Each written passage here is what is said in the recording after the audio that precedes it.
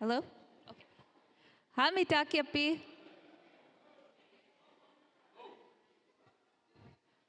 Hamitakiapi kimamna towi and makiapia. Wipazoka wakba head watia. My name is Cheyenne Ironman. I'm from Sioux Valley, Dakota Nation, and I'm happy to see the good turnout today.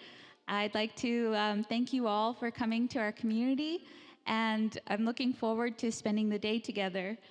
I'm just going to ask Elder Eugene Ross to come up and say a prayer.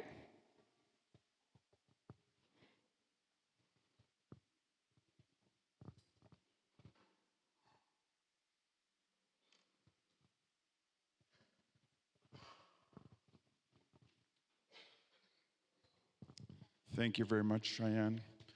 Good morning, everybody. I'd like to welcome you to our community. First of all, our neighbors, our Dakota neighbors, our visitors, we welcome you to our community today. Today is a time of sharing knowledge, our way of life as a Dakota person. So I greet each and one of you with a handshake this morning, and I've been giving tobacco the highest offer. I thank you for that. And we've been gifted as Dakota people. We've been blessed with many gifts from Wakantaka, the maker. And he blessed us with the language, and I'm a holder of that language. I'm a keeper of the Dakota language. So this morning I'm going to speak, and I'm going to pray in my language this morning.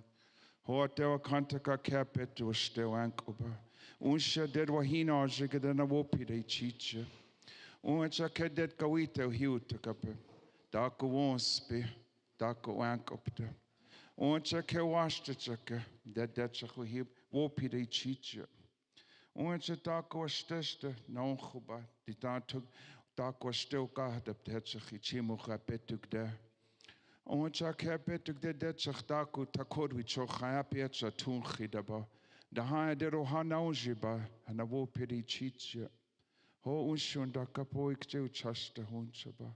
A cadet, o hiutakabdeda, wopide chicha.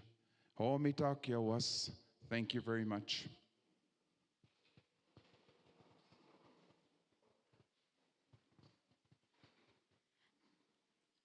I'd like to welcome some singers from our community, Mr. Bill McKay and Mr. Jeff Taylor.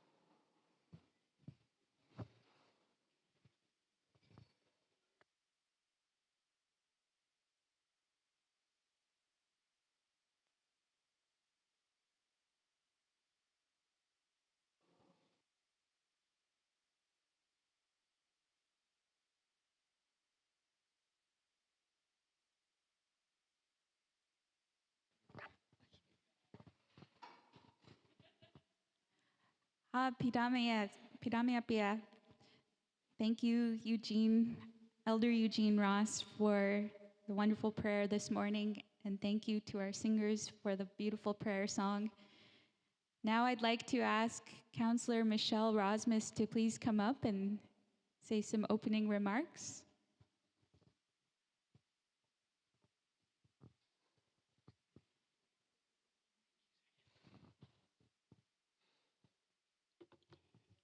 Matakiapi. Good morning. What a beautiful turnout. I love this. My Dakota name is Chinupatisi. My name is Michelle Rosmus. I am a counselor here at Wipazoka Wakba for our beautiful community. I welcome you guys. Thank you to Bill and Jeff and for Eugene for saying the prayer this morning. Welcome relatives, visitors, presenters, and to our community members for being here this morning. And to Cheyenne and her working group for bringing this event together and sharing the important work for Mother Earth and future generations. We know climate change is here. It is happening. We see it and we feel it. This work Cheyenne and our lands department, Adam and Darby, are doing in our community is important work. And I just want to commend them for the important work that they're doing. And I'm so proud of you guys. I am. And I continue this work. This is your calling. And I look forward to what other work that you present to us. We need to start looking after our lands and our foods and our wildlife, start our food sovereignty within our nations. And I look forward to today's presentations. And I'm sure everybody will have some question periods and some input, and I look forward to those as I will be here too. So Padamaya, thank you for coming, everybody.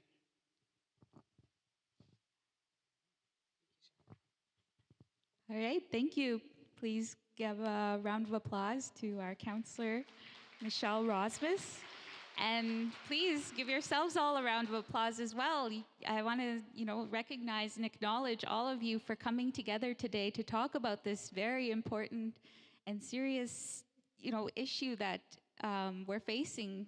Climate change, as Councillor Michelle Rosmus said, is here. It's happening, and we want to all do our part to protect the earth now and into the future for our future generations.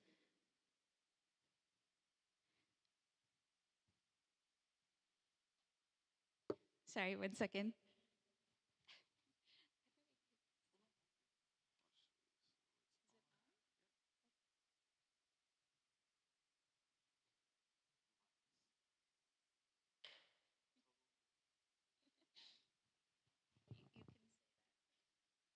My bad, I didn't plug in the USB over here, so brought you guys a couple minutes behind schedule. Okay. All right, so just before we get into the day, we have a few housekeeping items. So washrooms are located on the west here.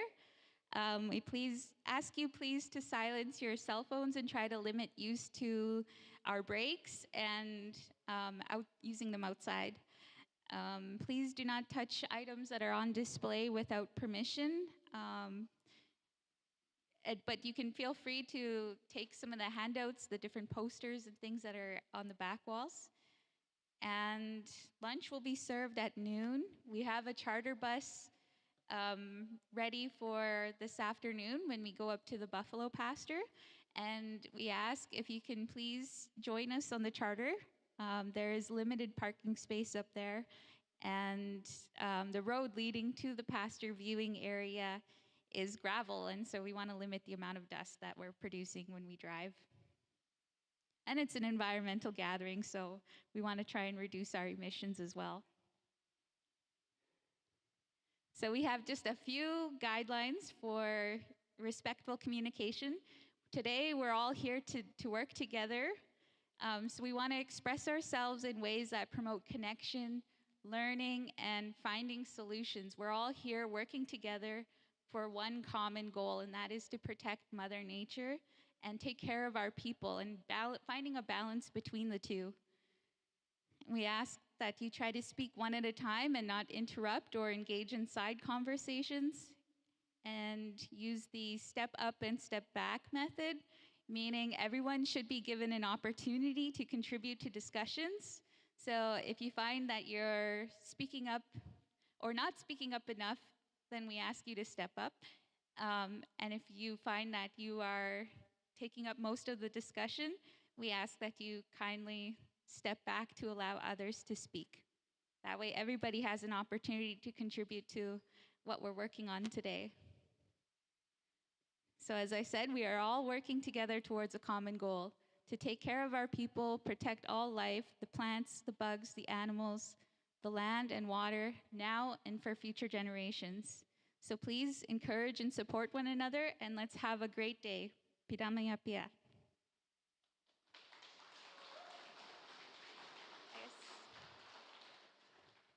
So now I will ask our first presenter to please come up. His name is Ron Bazin, and he is from Environment and Climate Change Canada. Thank you.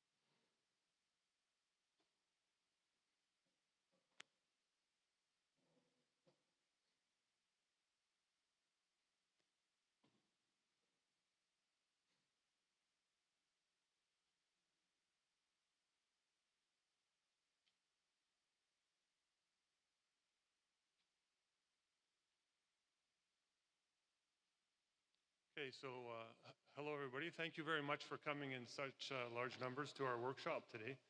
So my name is Ron Bazin. I'm with Environment and Climate Change Canada, Canadian Wildlife Service. What I want to do over the next 20 minutes here is sort of give you a presentation on what this Priority Places initiative is about and what it means for conservation in Manitoba. Also provide a little bit of timelines in terms of how we're developing this program and this plan. So as was mentioned by Cheyenne and others, and as we all know, nature and species are declining at alarming rates worldwide. There's a recognition at all levels that what we're doing to date isn't necessarily going to work as well as we thought it would. We won't get where we need to go with species at risk conservation, with biodiversity conservation, conservation of nature. So there's a feeling that there needs to be some sort of a transformative approach if we're going to address this huge issue, which is species at risk declines, biodiversity declines, all related to loss of nature and climate change. So in the past, speaking specifically about species at risk programming, a lot of the programming in the past has been single species, and there has been sort of a lack of a geographic focus. So more recently, there's been discussions that have occurred at the provincial level through the Canadian Wildlife Directors Committee regarding how species at risk recovery and conservation implementation should be changed or transformed. There's interest that was expressed in having a more multi-species approach, more holistic ecosystem-based approach. So there was recognition of a need to do that transformation, as I mentioned, towards species at risk and biodiversity conservation. The result has been something called the Pan-Canadian approach to transforming species at risk conservation. There's key principles related to this approach, which, as I mentioned, is moving from more of a single species approach to more of a multi-species and ecosystem-based approach, more holistic approach of looking at nature as a whole, not as individual species. Also moving from more broad, independent efforts to do more targeted and collaborative efforts to work together as a community towards nature and biodiversity species at risk conservation. And of course, a movement away from assessment and planning to a lot more emphasis on implementation. There is a planning component to the Priority Places Initiative, but implementation is also an important key component. So at its very core, the Priority Places Initiative is about achieving better conservation results for more species at risk, biodiversity, as well as achieving some important co-benefits. So co-benefits, for example, like, as I mentioned, for other biodiversity, looking at the system as a whole. So looking at provincially listed species, species of important cultural significance. Ecosystem services is all tied into the whole aspect of nature and species at risk and ecosystem conservation. So water purification, carbon sequestration, important aspects for climate change, all related to co-benefits to protecting species at risk. Also human health and well-being. So there's a recognition that this is a key co-benefit that includes cultural, spiritual, economic, and recreational benefits.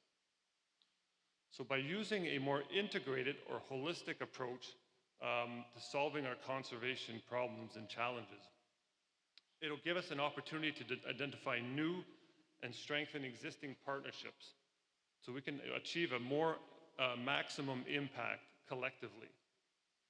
So this includes looking at species at risk recovery within that broader framework. Most importantly, making it more relevant to Indigenous and rural communities, conservation and industrial partners, and stakeholders. It also means looking very closely at the very beginning at all our partnerships and our stakeholders to identify root causes and threats and be more collaborative in our approach to working with partners to try to find the solutions to some of these issues. So what exactly is a priority place? There's criteria that have been determined for looking at a priority place, but among them, these are just a few examples, are areas with high species at risk and biodiversity values. Also area where conservation risks or threats exist. We're looking at areas where conservation results can be achieved, and they can be achieved because there's leadership and partnership opportunities within those priority places. There was also a need to have sort of a spatial scale to them, only because working on large areas is more problematic just in terms of spreading out resources. So across Canada, there are currently 11, this says 11, there's now 12 priority places. Newfoundland now has a priority place as well. So each one is unique. They're unique in that they have different species, different opportunities, different partnerships, different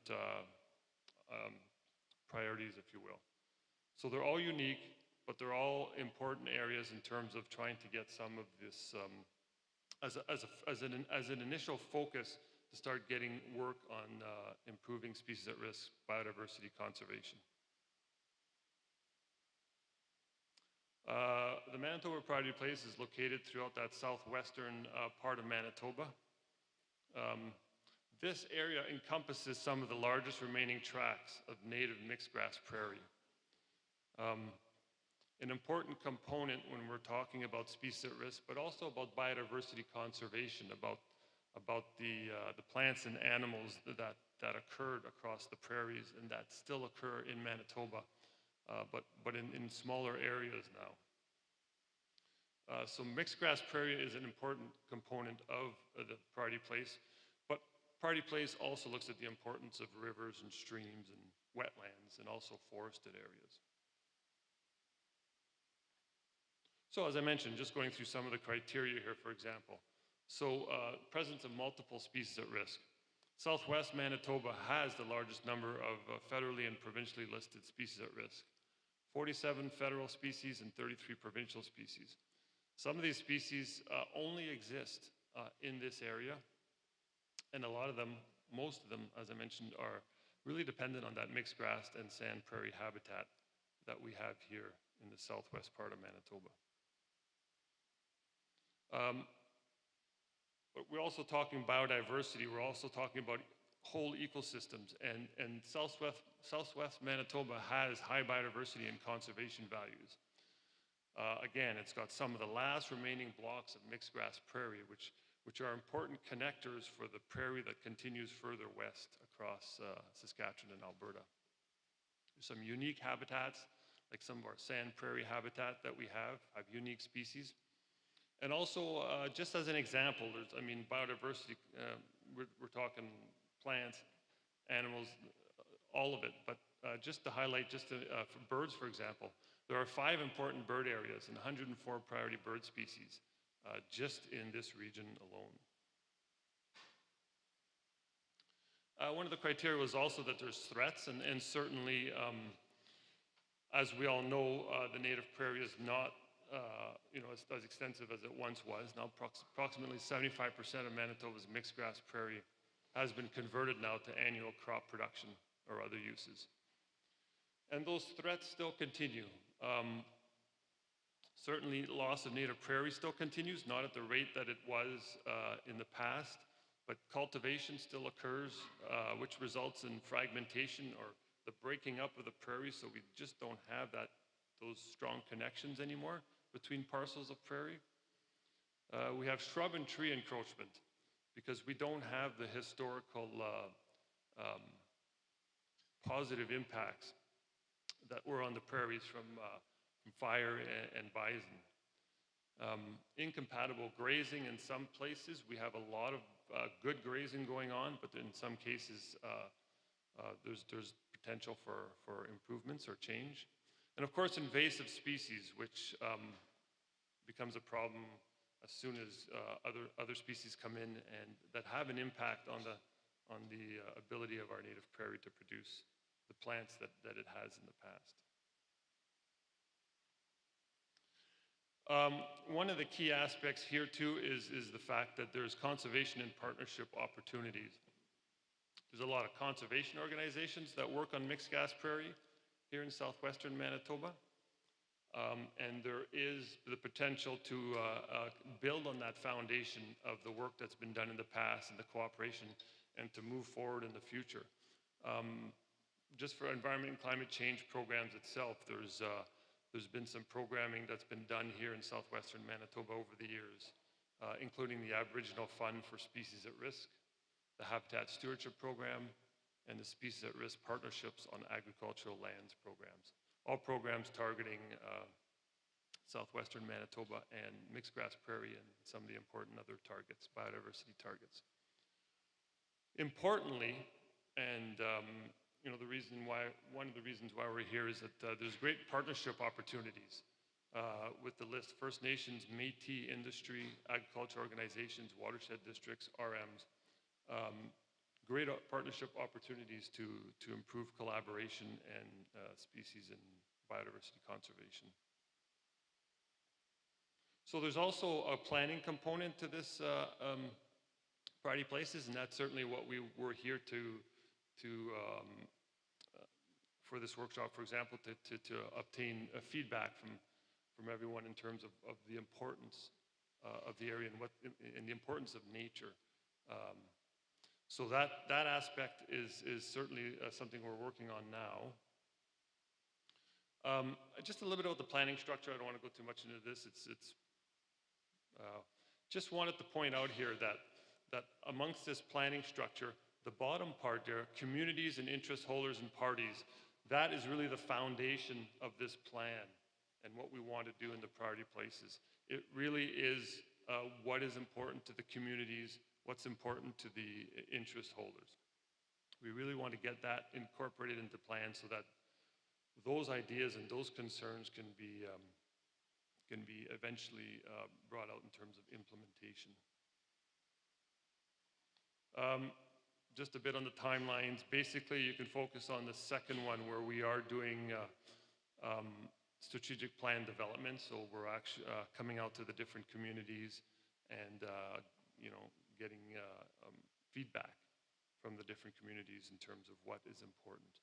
And then towards the beginning of 2024, drafting a plan that will reflect that. And of course, one of the aspects here is these plans are not static. We don't just leave them and then they don't, that's all there is to it. It's constantly, a plan is constantly meant to be improved and constantly meant to be adapted as we move forward. So what we've done so far, we've put together a planning team, just a small planning team, and I've talked a little bit with conservation organizations, but we've mostly been doing a lot of workshops across southwestern Manitoba, and including this workshop here as well. And upcoming community and partner engagements, that's where we're at now. That second line is where we're at right now in terms of community workshops and meetings, collaborative strategic planning. We have other aspects too, such as in that first part where there's a joint community relations team. Other aspects, all meant to reach out to communities to get feedback and information from the communities. And then the plan, of course, finalize the draft plan into the new calendar year. So that's all I have, and I think there's time for questions if anybody has any questions. Microphone over there.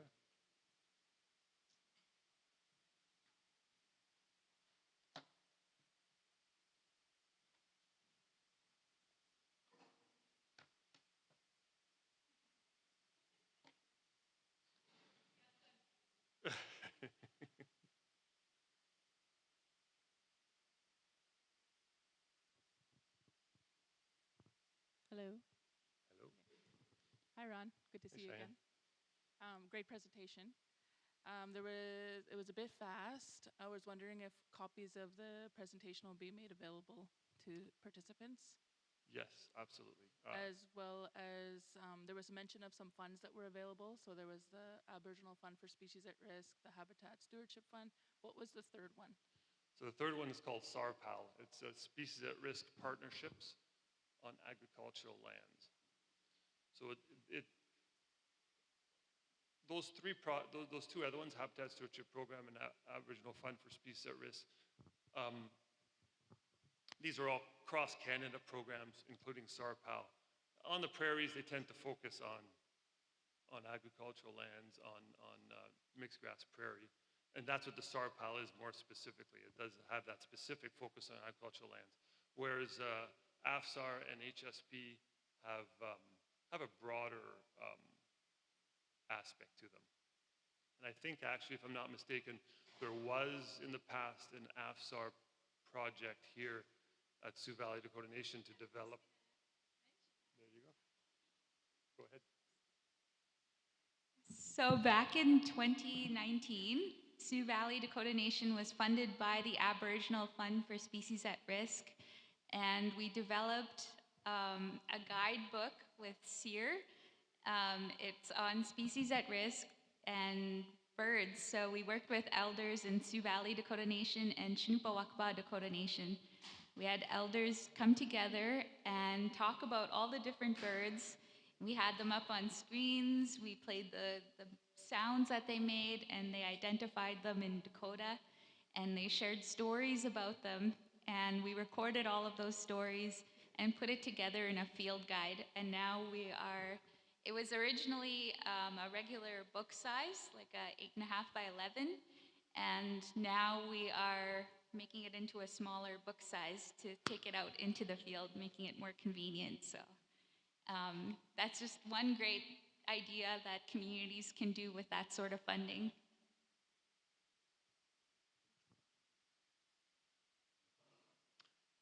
And I should add that that one I didn't list here, which of course I was talking about, is the Priority Places Initiative itself. And yeah,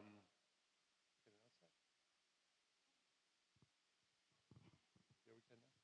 And just to announce that we recently, some funding was awarded to Sioux Valley Dakota Nation under the Priority Places Initiative, which will be looking at the native prairie restoration enhancement related to the bison enclosures. So that was just recently approved, announced, and I'll be working with Cheyenne on that to get that in place.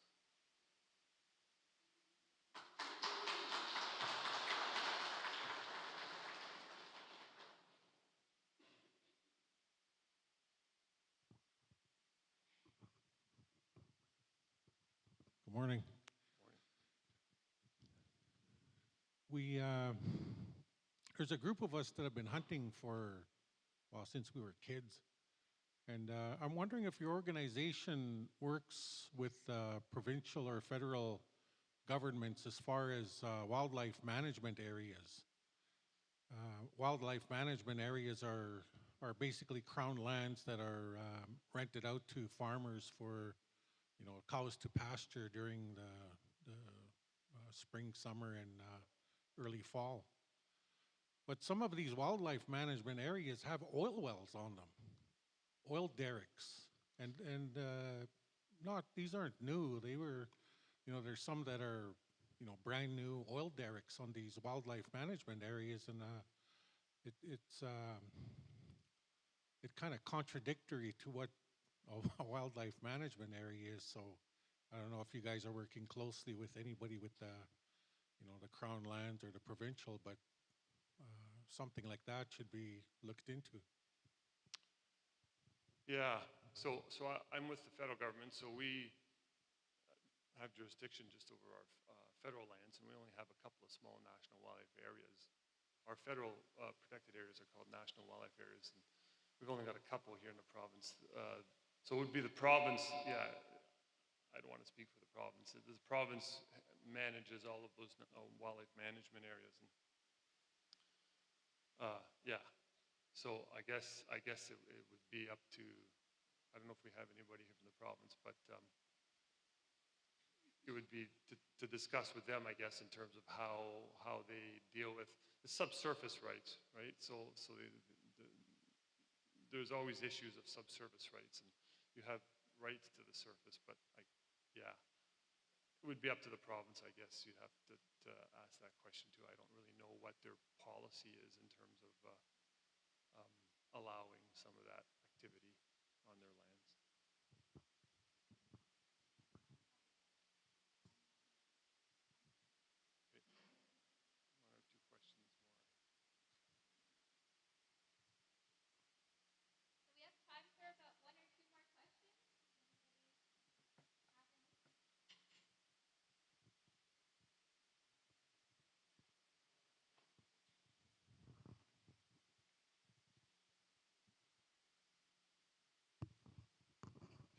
Good morning, everyone. My name is Oswald McKay, member of Sioux Valley Dakota Nation here. I'm curious to know where all this started from, the Nature Conservancy of Canada. Who is at the head of this conservancy, or the work that's being done? I think that would be important to know at events like this, you know, where all this started from. That's one of my questions. The other question would be, when you're disturbing the status quo out there, trying to preserve natural grasses and areas like that, and of course there's landowners there that needs to make a dollar. How does that impact, how does all this work impact the farmers that are working out there trying to earn a living? And are they on board, or, you know, what's the nature of the connections there? You know, I'd like to know that. How difficult this work would be. As you know, the conservation is important to First Nations all across Canada. If you want to call it North and South America, we're always trying to preserve what we've always thought was ours to enjoy, to give us life. And land, species, all species are connected to First Nations. We have a famous word that's being used all across Indian country, mitakuye owas, all my relatives. That means not only humans, but all things that are created by our Creator. So lands, different grasses, different species, and right down to the bugs, anything that has life, even the stone has life. So I am very happy to be here. I just have those two questions. How difficult would this be moving forward to conserve, preserve what wild lands have right now, and to expand that if possible? Now, when things like these are started, it's always the First Nations that are last to know or to be involved. But I'm glad that this is being started here in this community. We would like to, I would like to see Sioux Valley or the Dakota Nations in Canada participate, because politically out there, things are changing. And we'd like to change with it, or give our input on how these lands should be managed. And I know it's a difficult, hard question to answer, but we as First Nations love our land. And if we can participate alongside with you, um, I'm sure we can always find a place to work, you know. Just keep us informed, because I think the start of this for the Dakota communities is very positive. So I just have those two questions: how difficult it might be, and who the higher ups are here that are starting this process. Thank you very much. Thank you for the question. So, um, yeah, as Ron said, this is a partner-based initiative. So, Nature Conservancy Canada, we're a Canada-wide national nonprofit organization. So we are a biodiversity and land conservation organization. Um, so we do work on various conservation programs across Canada and here in Manitoba. So in terms of this initiative, as Ron said, it was spearheaded by the federal and provincial governments, and Canadian Wildlife Service had actually reached out to Nature Conservancy Canada as a potential partner to work on helping coordinate and lead this part of the initiative, so this engagement activities and the work. So yeah, we're essentially a partner together with federal government in helping to develop this Priority Places plan, and bring together some of the partners and organizations and communities in its development. So, so our role is in helping with this coordination. We really want this to be a partner-led initiative. So a big priority through this work is to bring everybody together, partners, communities, into this kind of shared vision and a shared plan. So our role is to help bring people together and help strengthen those partnerships. So that's kind of our role and how we're involved in it. The planning team that Ron mentioned actually includes many other conservation organizations, government partners as well. And we're really trying to make this a collaborative approach instead of just one organization. But yeah, that's a little bit about our role. Happy to answer additional questions too with more detail. Yeah, in terms of your second question, yeah, so part of this project does include, we have been engaging with other communities as well, and we're going to continue to do that through the fall and winter.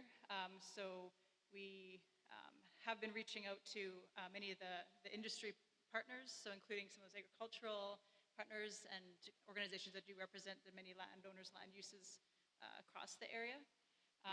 So those have been and will be continue to be part of these workshops, so reaching out to communities and the rural municipalities. We also plan to do some other types of engagement through surveys, interviews, and letters to try and engage all those groups.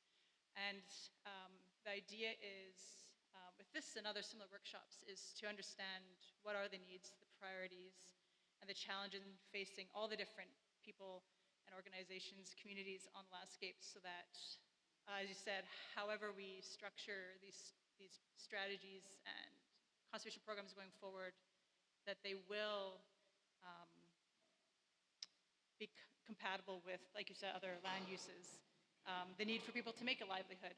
So we are going to be and continue to engage with agricultural producers, different types of landowner, land users in this, just like we are here today, and make that part of our work. So how do we make this work in a way that will be sustainable for all the many people and uses on the land? I hope that answered your question, but great. I'll just add one other part is that one thing that has really changed over the years, over my career that I've seen, is that in doing some of this planning and in doing some of this implementation, is the realization that the people are not apart from the nature, but they're a part of the nature. And really that's a big change that I've seen in planning over the years, that the whole aspect of incorporating the importance of nature to nature, but to people as well, and looking at that, again, that holistic picture is really an important component, because you know, humans have always been part of nature and nature part of humans, so we really want to make sure that we capture that in terms of some of the planning and implementation that we're doing.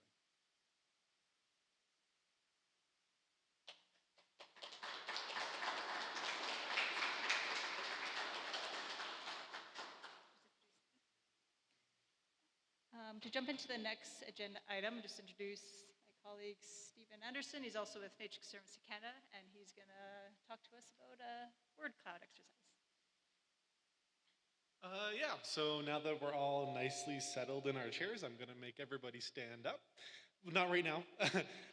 So just to get us thinking about the land and what we're here to conserve and protect today, we're going to do what is called the word cloud exercise. So on the tables in front of you, those along the back, I invite you to come sit at one of the chairs. I think for the rest of the morning we'll be in groups, so you won't have to look at this screen until this afternoon. So there's sticky notes at all the tables and some markers, and I'd invite you to write on a sticky note 3 to 5 words or phrases that you think of when you think of the land in the priority place, the land around your community. Think about what brings you joy, what brings you hope, what brings you health on the landscape. And then when you have your 3 to 5 words written down, I invite you to come place them on the wall to my right, your left, depending which way you're facing. And then what we're going to do after this workshop is take all those words and build what's called a word cloud out of them, so we can see what words a lot of people thought of, what words a few people thought of. And it kind of makes a nice picture to kind of capture kind of our vision for the plan. Does that make sense to everyone? Okay, so yeah, you have about 10 minutes, so think about your words, and then come stick them on the wall to my right when you have them.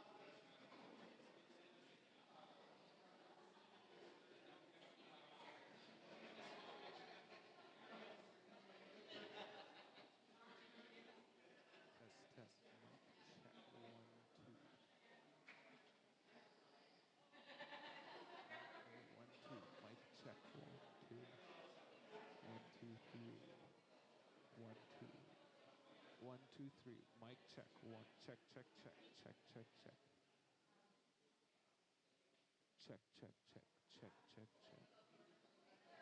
Check, check, check. Mic, check. 1, 2. Test, test, test. Can you hear me, Michael? Oh, shit. Check, check, check, check.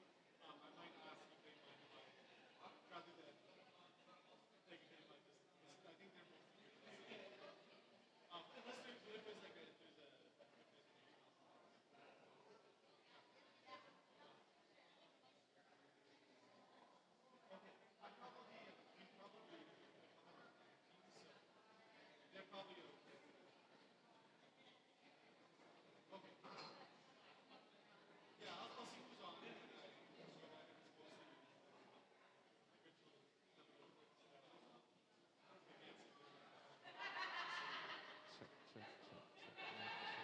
1, 2, 3. 1, 2, 1, 2, 3.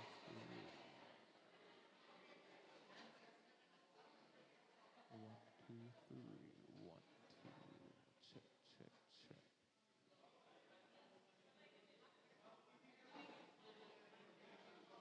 Check, check, check. Mic check. 1, 2.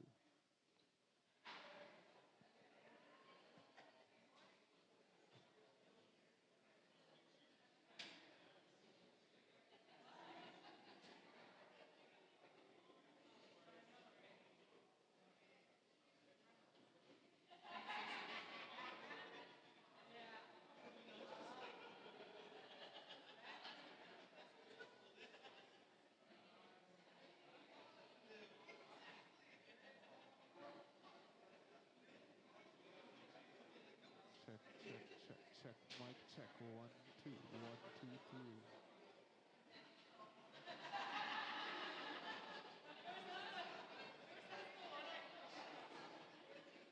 Check, check, check, check. Mic check. 1, 2.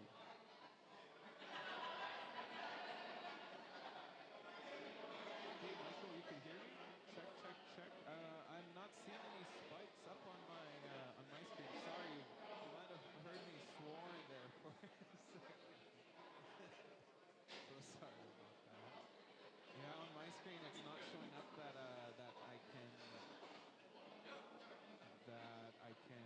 see myself speaking. But you can hear me loud and clear. Could you just text in the chat real quick if you're able to hear me? Check, check, check, check, mic check.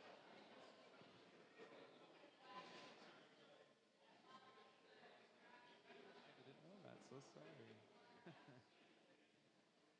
I'm gonna share my screen now so you guys could see what's going on our end. We're just in our first breakout session right now. Michael, you can see my screen nice and clear. So everyone's in the breakout session. Excuse me, sorry about that. And we're going to be coming back together as a group probably in like 10 minutes, we're thinking. And then we're going to come and bring together all of our games that we come up with. What was the question that you guys were supposed to discuss? Oh, yes.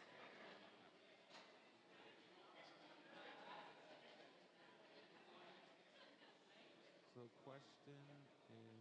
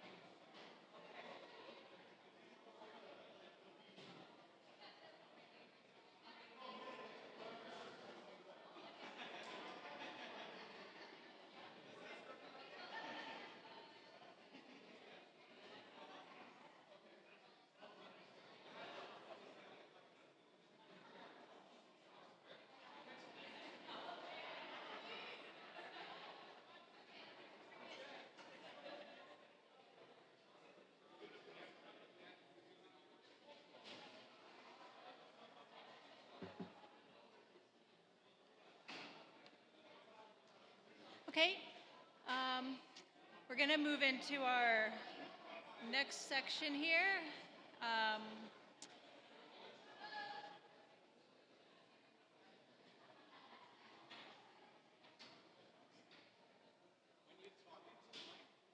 Rule of thumb, don't stand too far away from it because I have to turn up the volume, Okay. so then it makes it really sensitive. Gotcha. So if you talk closer, then I can turn back the sensitivity. Perfect. You sound crystal clear when you speak directly into it. Awesome. But you're doing good. Thanks. Yep. Hi, can we have everybody return to their seats, please? We're going to get into our next session. Thank you.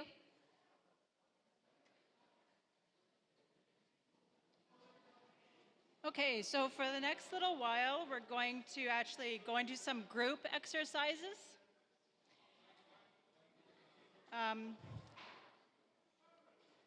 So just as a starting point, we're going to have some helpers and volunteers throughout the room kind of help out with the exercise.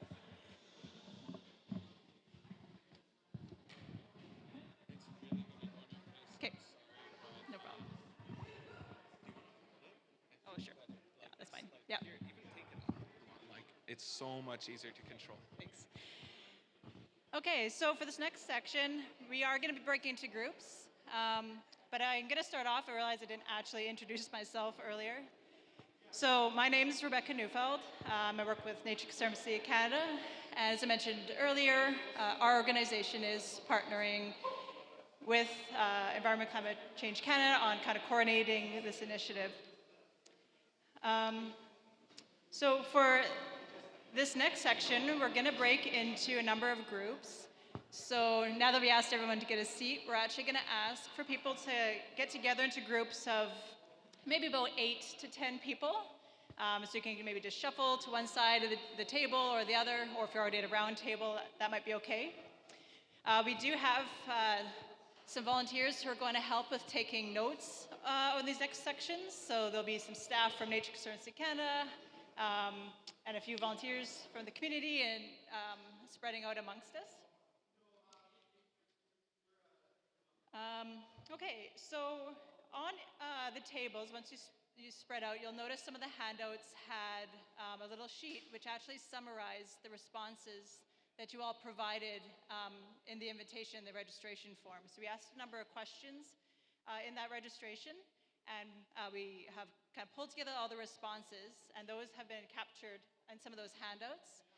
So what we're going to be doing is actually digging into those questions a little bit more today. So that was kind of a good starting point to kind of help our discussions.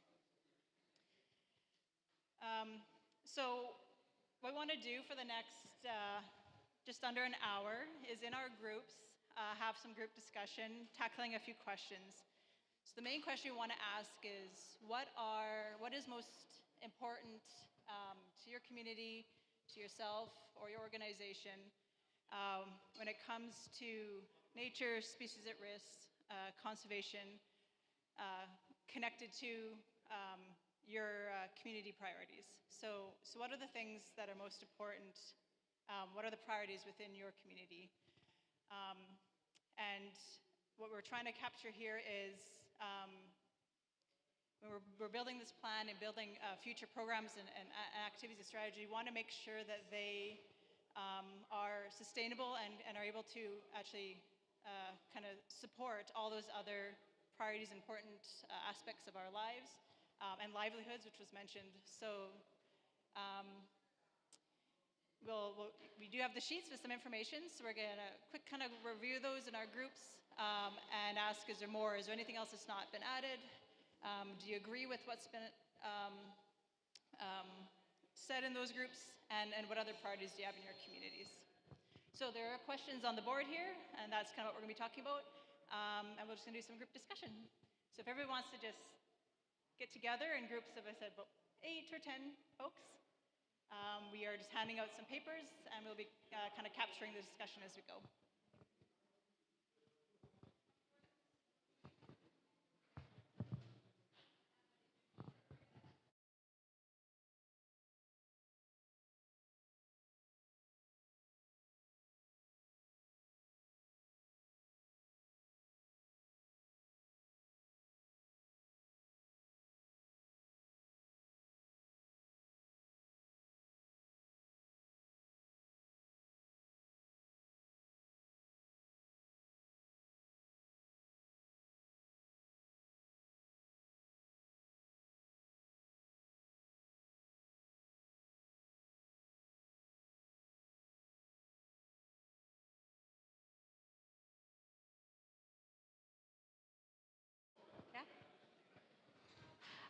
Okay, as we break into groups, I just want to send another quick reminder that we are all working together on the common goal of protecting nature and biodiversity. And what we keep bringing that term up, biodiversity. And what does that mean? It means all life. It's the diversity, all the various plant species, all the various birds, all of the various wildlife that exist on the land together and cohabitate. And I just want to send another gentle reminder that we ask respectfully that we are not engaging in too many side conversations. And I'd like your attention up here, please. All right. Yes, we're going to break out into groups right away, and we'll be sharing ideas and discussing what's important to us. And when we do that, we want to be respectful of each other. So we want to express ourselves in ways that promote connection, learning, and finding solutions together. So we want to ask that you try to speak one at a time and not interrupt or engage in side conversations. And then again, using that method of step up and step back, meaning everyone should be given an opportunity to contribute to the discussion, to share ideas, and if you find that you are taking up most of the conversation, we ask that you step back and allow others to speak as well. So with that, please get into groups of 8 or so, and again, just allow others to share ideas and speak. The idea here is to allow everybody to have a voice here at this table. So thank you. Pitama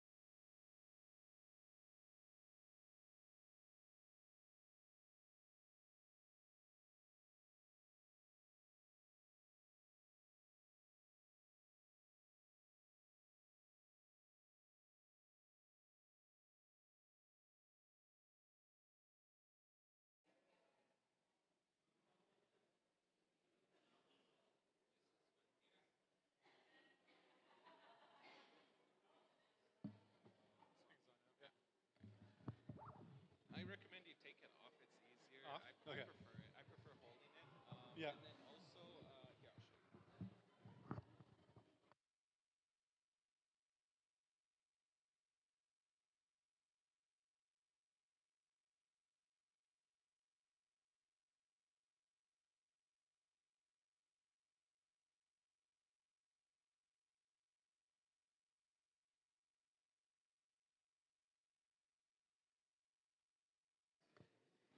Test test. Okay.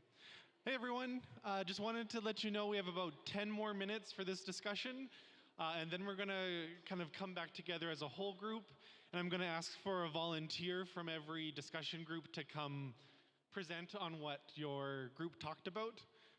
So if you haven't picked a volunteer, someone volunteer. Thanks.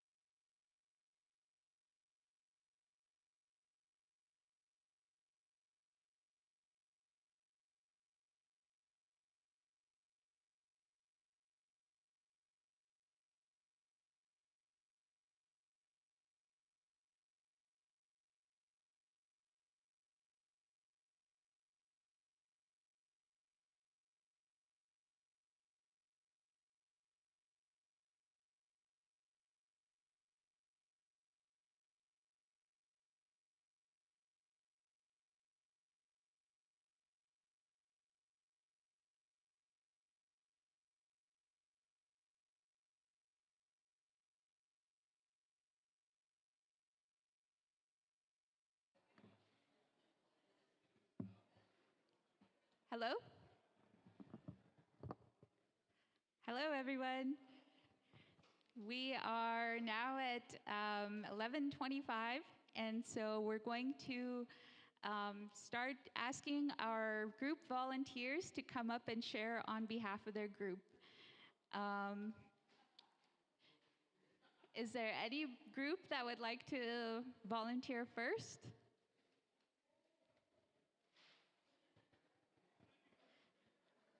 Okay, we have our first group coming up.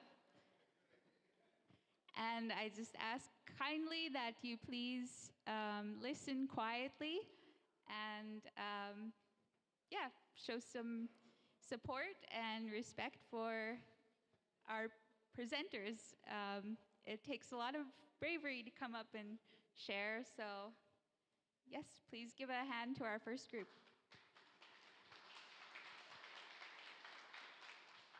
Thanks, Cheyenne. So in our group, we had 8 people from representing a whole bunch of different communities: Sioux Valley, Wewisi-Kapo, Rossburn, Brandon, and Roblin.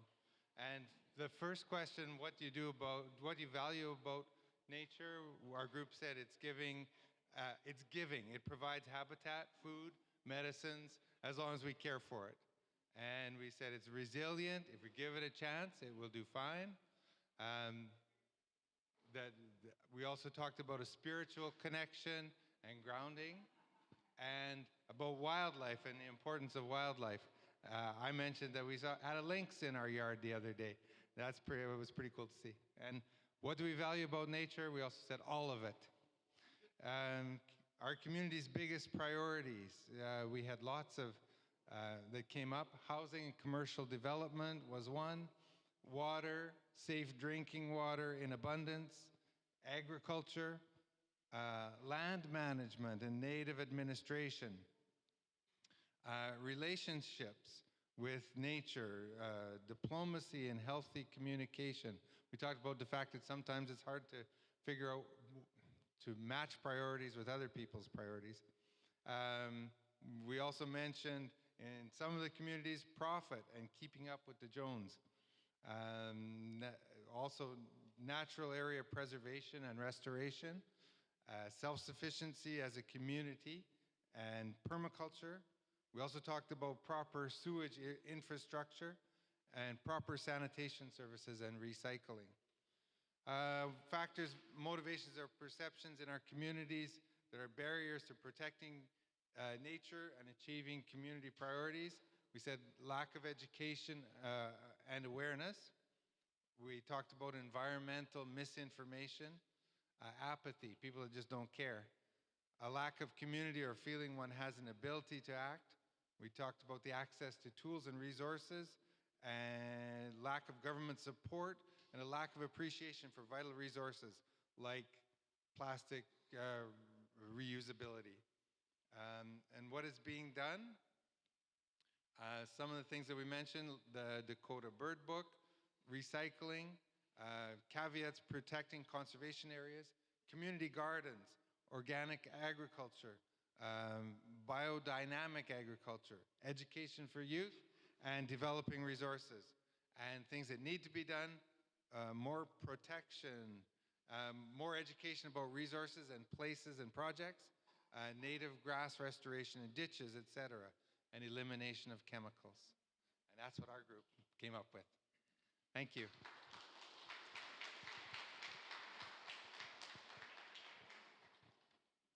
Thank you, John and Jody and your group members.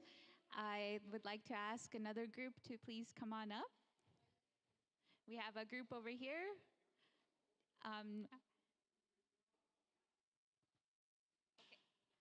Okay, they're going to come up.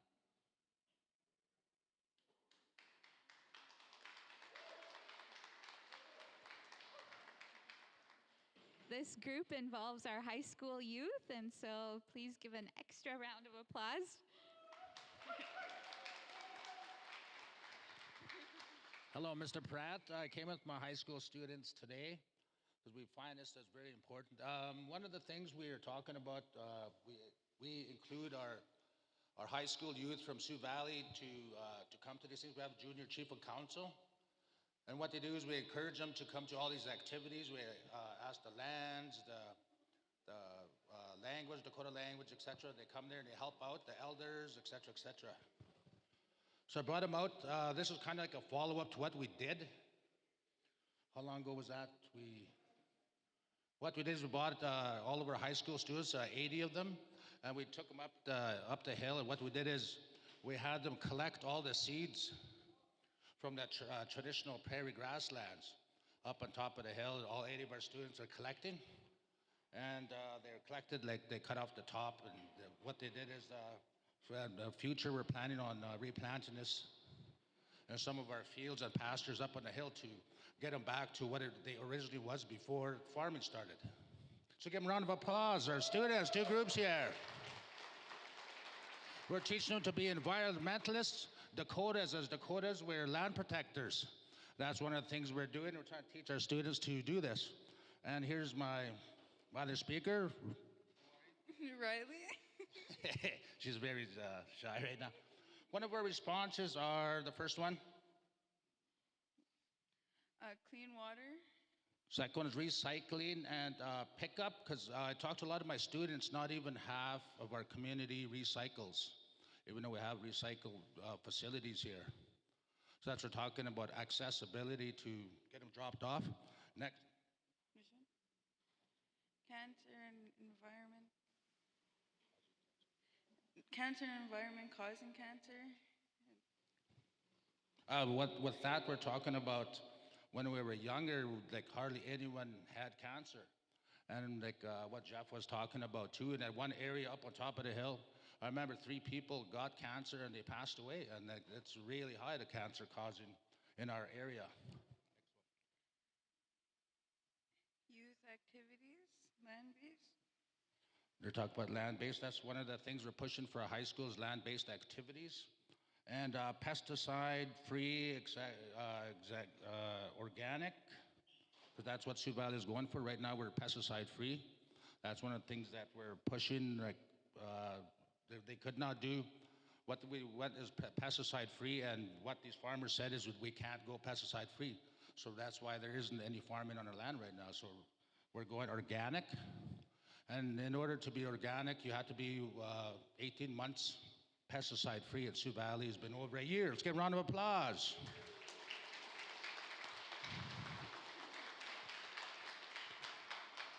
Windmills.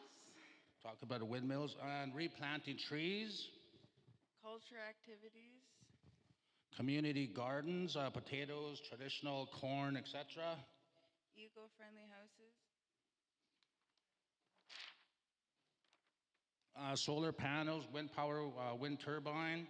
And the next one, they wanted us to, we're talking about land-based activities, so they wanted us to give examples. So Hunting camps. Hiking. Fishing. teepee setups. Kayaking. And ceremonies. Working hides, like making drums. Robes and jackets. Protect the land and water. Example, pick up garbage, the lobby the government. Because a lot of people don't know that the Trudeau government, before he got in, there was over 1,000 lakes and rivers that were protected in Canada. Once Trudeau got in, he cut it down to there's only 200 lakes and rivers protected right now in Canada. Does anybody know that? Next. Horse riding and learning how to look after them, maintenance. Yeah. Replant our fields with traditional plants and medicines. That's what we're planning on doing with our pastures. Self-sustaining agriculture. Community gardens, chickens, like the buffalo, cattle, etc. And another one they wanted us to push was the number 2, priorities. Building relationships with surrounding farmers, communities. I'm a teacher, so you can't really read my spelling. Youth council activities. We got carried away here, sort of. Elder single / couple housing, assisted living. So that's in the plans. And community wellness center example, exercise track equipment. And the last one we had is activity groups for all age groups. For example, mentoring programs, hunting, beading, golf, baseball, dancing, singing, like just groups for all activities. Because we have such a rate of diabetes, we're trying to get our groups going. I was given an example is like our age group. Well, it's all age groups, but we have a golf group going, and there's over like 20, 25 of us that get together, and we do that just for activities. And we have a lot of hunting groups going out and whatnot. And that's it. Thank you. Pedamado.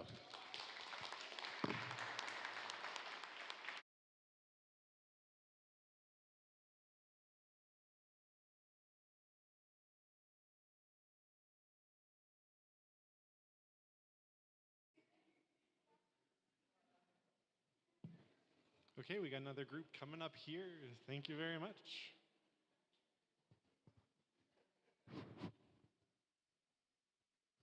Hello, hello.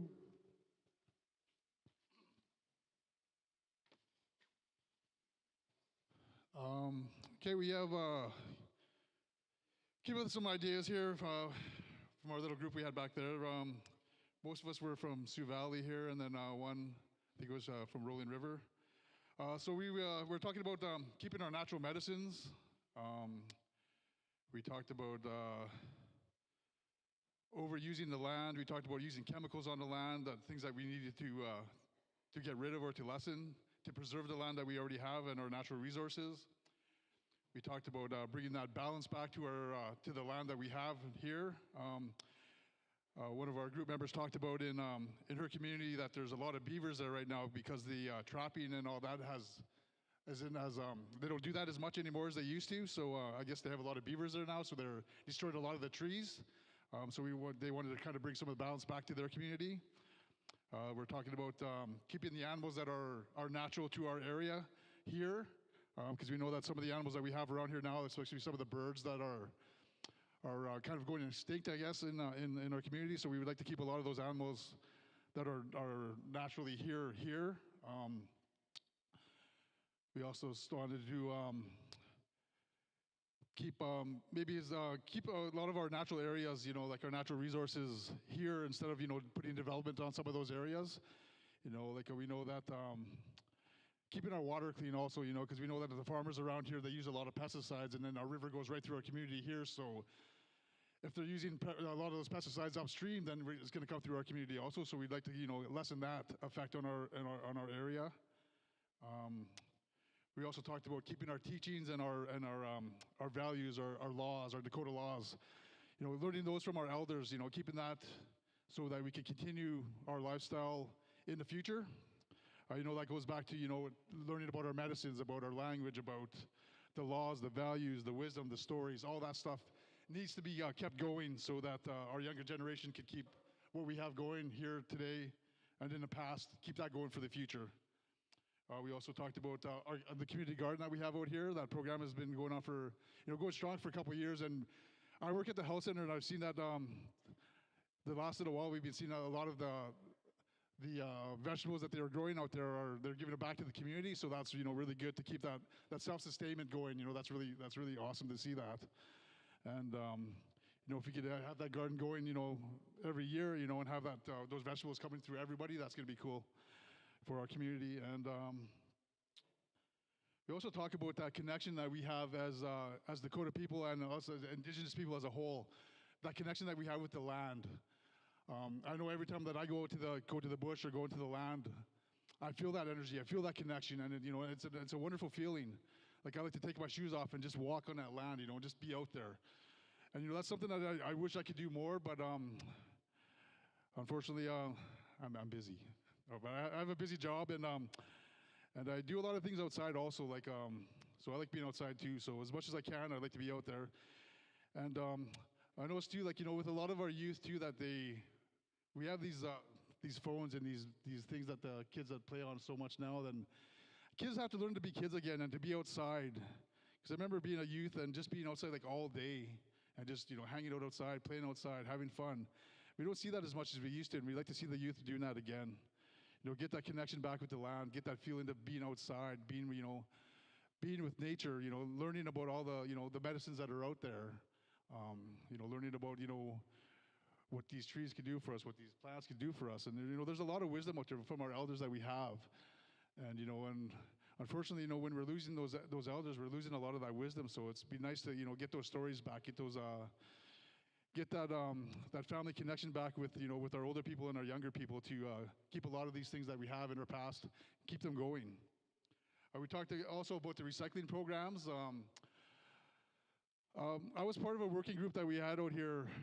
Cheyenne was the lead on that, and there was a few of us that actually are here today that was part of that group. And we talked a lot about these things that we wanted to bring to the community. And I see a lot of those that they did come out here, and the recycling is something that we need. Because we talked to a few of the people in our group here, and they said that a lot of recycling doesn't happen. One lady from her community mentioned that they don't have recycling things in their community, and it'd be nice to see that, that all communities have that, and to keep those programs like that running, because a lot of the things that we throw out into the garbage, like the plastics and the batteries and things like that, that can't get recycled in the garbage itself, but if they get put into recycling programs, then a lot of that could be recycled and used for something else. That could be positive for our communities out there. We talked about educating again our younger generations on those recycling programs, on again what our teachings are out there, and then for a lot of these programs to run, we need that funding. So I'm not sure where that funding comes from, but we need maybe some more of that to run these programs that we have out here, that we want or need out here, And I heard some people talking about the wind, those wind things, and the solar panels and all that kind of things. Like I know communities out there do that right now, and that's nice to see that some of that work is getting done out here now. So that's great to see. And so yeah, just education, awareness to our younger generation, and just getting back to the land, and because our land, Mother Earth, is something that we haven't been very nice to in the past, and it's a time for us to be step up and start taking care of her again, and and because we need her for us to be here, and we need to get back to that connection with the land, and hopefully that education awareness we can learn in the schools, we could get that to the youth and keep that going for our future generations, and yeah, so I think that's pretty much all we got.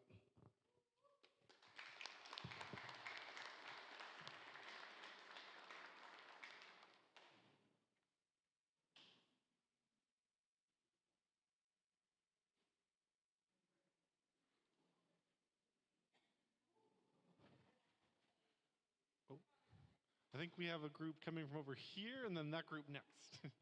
Perfect, thank you. Bonjour, Anine. Hello, we are, my name is Taylor, or Ojo Mashkode, Bijike, Indigenous, Name Dodem, Baskanda, Boys, Binganishnabe, Aki, and Dinji. Cheyenne McKay, Indigenous. I work with the Center for Indigenous Environmental Resources. Two Anishinaabe is visiting the Dakota Nation. Awesome, thank you for having us. We are very grateful and humbled to be here in your nation. So we kind of just discussed the second question, which were what are the priorities that you have in your community? And we looked at it from three different perspectives. I'm from Broken Head, I live in my community.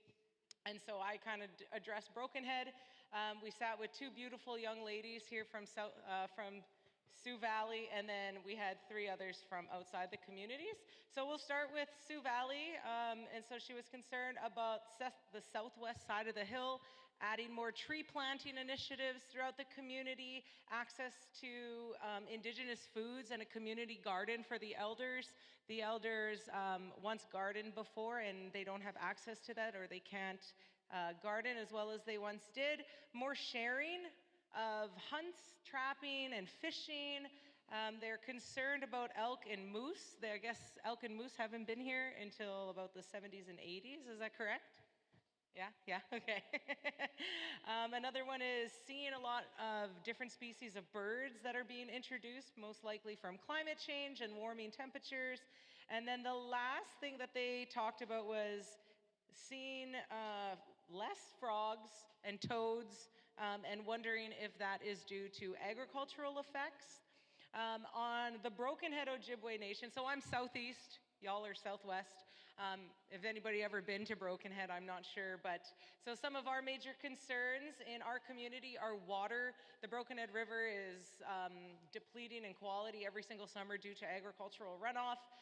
We have the Broken Head Wetland Ecological Reserve, which I'm the director of, among many other things. But so we're very concerned with cabin development is a huge one, urbanizations. A lot of people are starting to buy up land along the beaches areas. And so that in turn brings like contaminants into the ground. It affects waterways, all of those types of things. Prairie protection, we're losing a lot of our prairie ecosystems, our natural prairie ecosystems and native prairie plant species. I think I said that wrong, but that's okay.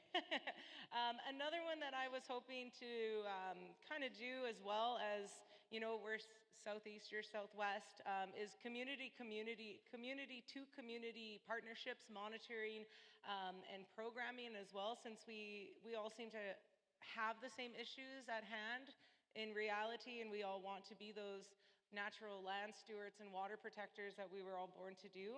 Data sovereignty is another one, having government officials and things like that coming into our communities, doing all of these environmental monitoring programs and then never seeing the results to anything or not being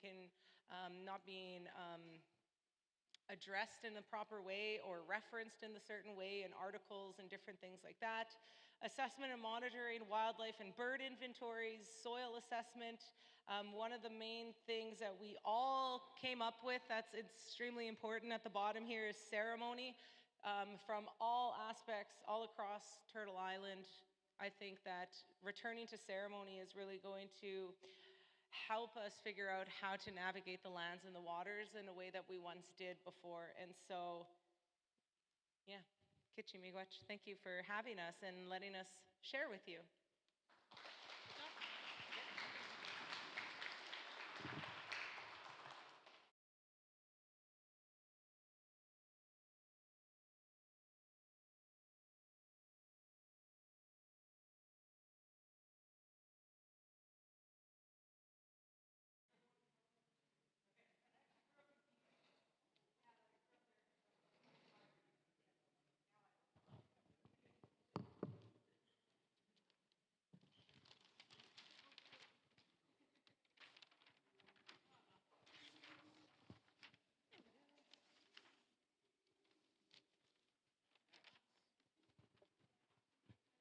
The importance of a healthy environment. Our forests, rivers, and soils provide us with the food we eat, the medicine we use, air we breathe, the water we irrigate our crops with. We also rely on them for numerous other goods and services. We depend on them for our health, happiness, and prosperity. We should also keep our environment clean for future generations to use, so we should start to recycle our trash and treat our land with respect and only take what you need, and not to take too much from the land, and also to give back to the land by replanting trees and native plant life.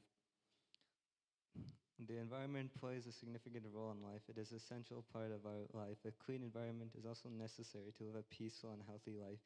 An environment is a natural surrounding which help life to grow and nourish on this earth. It helps human beings, animals, and other living things to grow and develop naturally. But nowadays, our everyday actions and decisions are negatively impacting the environment, causing pollution, deforestation, overfishing. We are disturbing our environment in many ways, which affecting not only the environment but all living beings. Any type of disturbance in nature's balance affects the environment, which totally ruins the lives of humans.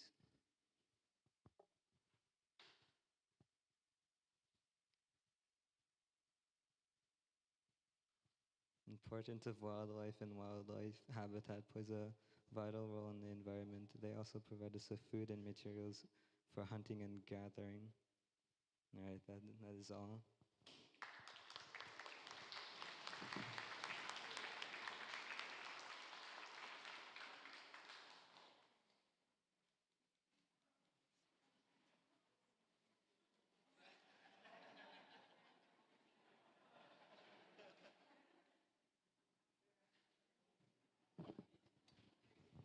Mitakipi, Wika Yuha Najin Shida Makiapi, Dakota Tipi Mate.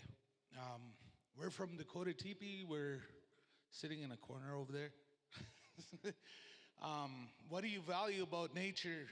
One of the questions, and we were sitting back, and there's, as you guys know, we don't have a big land base in Dakota Teepee, but we have our hills in the back, kind of south. We do our ceremonies back there, and our youth hunt back there. They learn how to hunt. A bunch of different things that we do, and we live right along the river.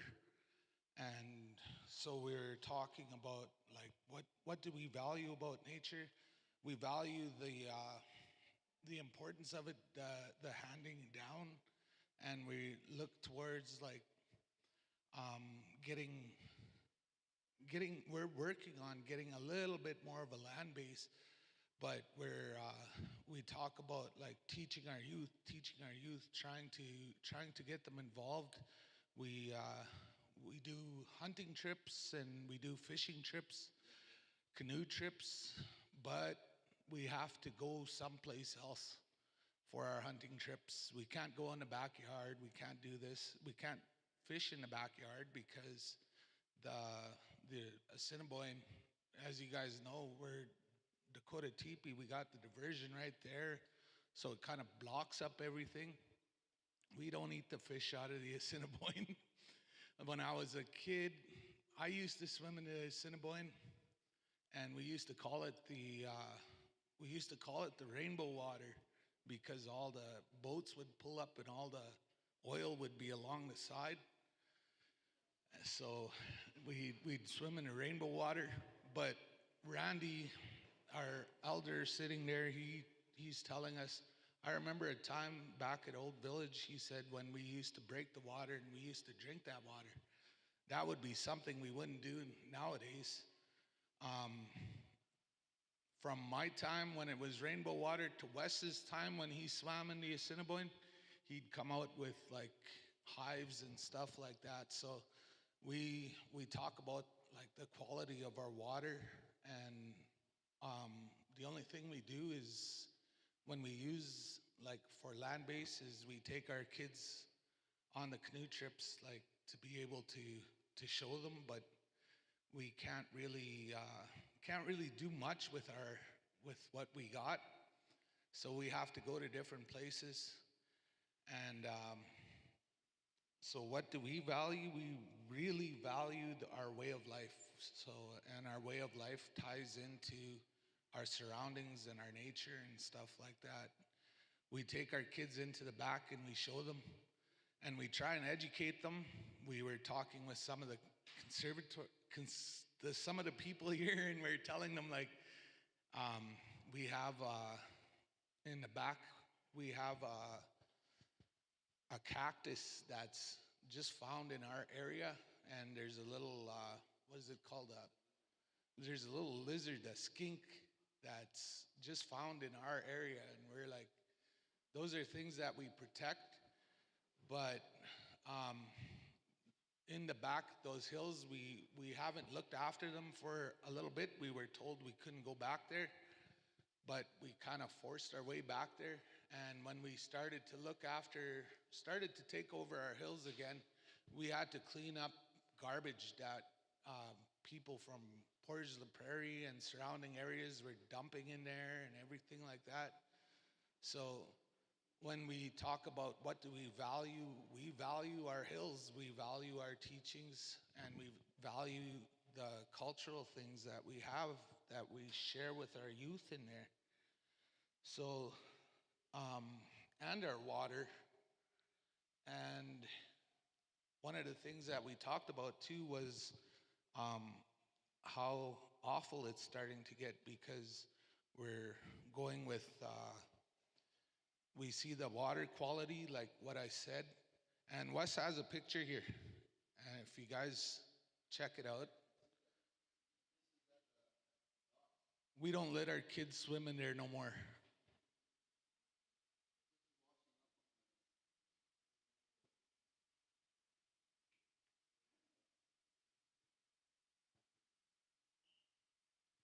This is like a neon blue film that's coming up.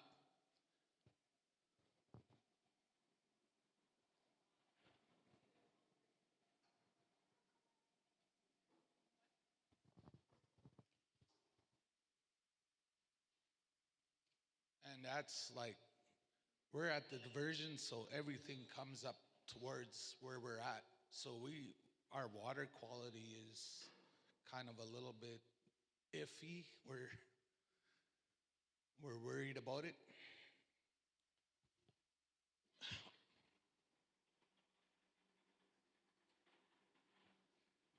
First thing in the morning, when you go out there, you can see that washing up, and it glows in the morning. We're living in The Simpsons. And they talk about, yeah, they do. Actually, we've heard stories of like three-eyed fish coming in the diversion in an area like that. We don't eat the fish out of there. If we take our youth out, we take our youth out somewhere that are far, like into Ontario and different places to try and keep it clean. And when we do teach too, we teach them when we cut them open and stuff like that, what to look for if they're sick, or the deer too. So we value our surroundings, our environment, but it seems like we're a small nation and we get pushed. Our sandhills, there's a bigger company moved into the sandhills, and one of the elders was talking about that company keeps taking our sand, and they're profiting from it. So, and then there's the loss. We have the loss of wetlands. We have the erosion. Where we are, we actually do have a lot of flooding. Our water table's high, so there's quite a bit that for priorities. There's quite a bit of things that we're fighting against. And we're just a small tribe, so we're kind of like, we're up against some pretty big people, so we're glad we get to meet you guys. And our biggest priorities is trying to hold on to it, trying to hold on to our land base, and trying to preserve it. So, and trying to teach our younger ones. And the third question, what factors and motivations, perceptions in your community are barriers to protecting nature and achieving your community's priorities? Well, there you go. I just said that. We're a small group, a small tribe, so we're kind of up against it when a bigger company comes in and starts taking our land, or else the farmers around us start to clear cut and push some of the animals away. And then the government too, like Wes is a hunter, he goes out. There's certain places that we can't hunt, we can't go into and stuff like that around the reserve. And then when we ask conservation to come in and to teach us where we can hunt, and teach our youth where they can hunt, they turn us down flatly because they don't even know their own laws and stuff like that. They're scared to come in and teach our youth, because if they tell us something wrong, then they're kind of screwed. So that's our rundown. Appreciate your guys' time. Thank you.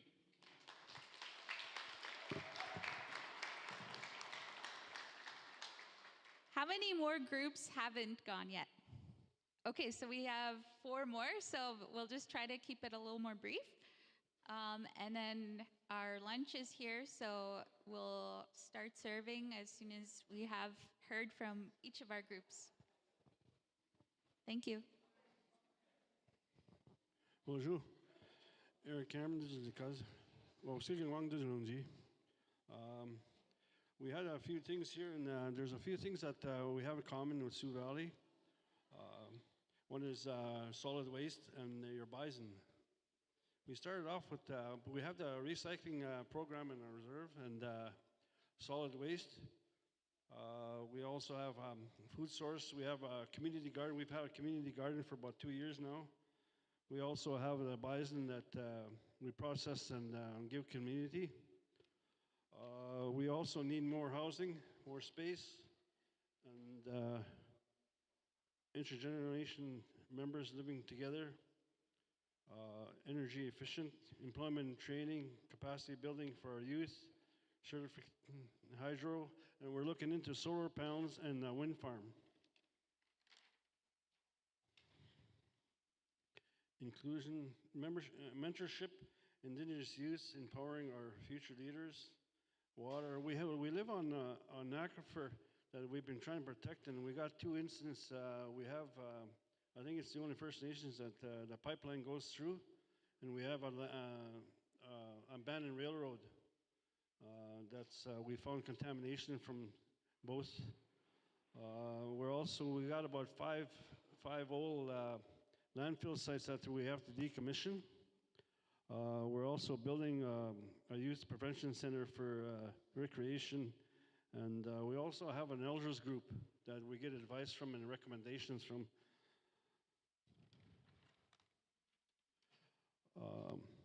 What we need at the health center is more physicians and nurse practitioners. And we're talking back again, the youth prevention center that's going to be built in 2024. We have the AA program and drug prevention. We also have harm reduction, more awareness in what it is. We also have a chicken program where we supply chicks in the spring to members, and we give them kits to build containers. Some of them next week I think we're going to be slaughtering some, and some they managed to keep them over the winter for eggs and processing. In the Elders Club, they just finished up, they wrapped up our culture and language program. I'd say maybe 30% of our nation, our members are able to fluently speak our language, but they're having courses, learning courses, and that's pretty well it. Very good.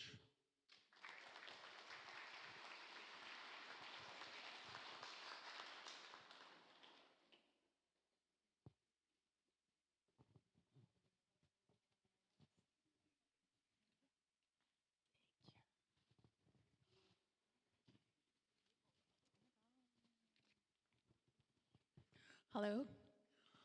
Hello, everyone. My name is Harleen Hotain. This is my daughter, Sarah. We both live in Sioux Valley. In our group, we had elders and visiting people from Chinupawakpa. Some of the things that we had come up with, we talked about saving the bees, planting wildflowers, because their habitat is going away. And Albert Einstein was quoted as saying that if the bees go, and I'm sure we're all aware of that, but if the bees go, humans are next. You know, they're the pollinators, and yeah, we need to work together. They talked about the long-lasting effects of chemicals on the land and water. They can't use the land anymore because, again, obviously because of the chemicals. The land is changing. That's something that the elders have mentioned over time. They've seen that they can't use the land anymore like they used to. Another thing that was brought up was flooding. There's flooding in the communities, and that's affecting the use of the land as well. Oil drilling. Talked about fracking. We talked about the mineral rights. Like, we live on the land, but we don't own the minerals. Like the government says we don't own that. They do. And all of that is affecting the wildlife and humans. Hold it up. we talk about clean water for future generations and for the wildlife. Um, the guys from Dakota Teepee, like they talked about the water. Growing up, when I was a kid, we'd go to the Assiniboine River, and I could see so far into the river. You could see the rocks, the different things, snails, frogs. And over the years, and that wasn't in a very long time, you can't see into the river anymore. It's muddy. And going back even further to hearing the stories of my parents, like the water was clear, like I said, they could drink it. And that was something that I heard on the radio just yesterday was properly disposing of,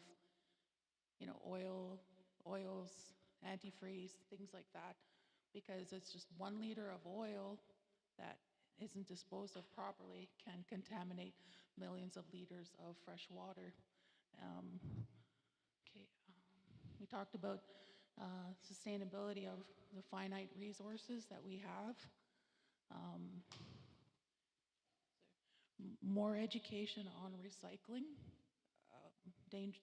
and recycling of dangerous chemicals and products, organic approach to food, less chemicals in our food,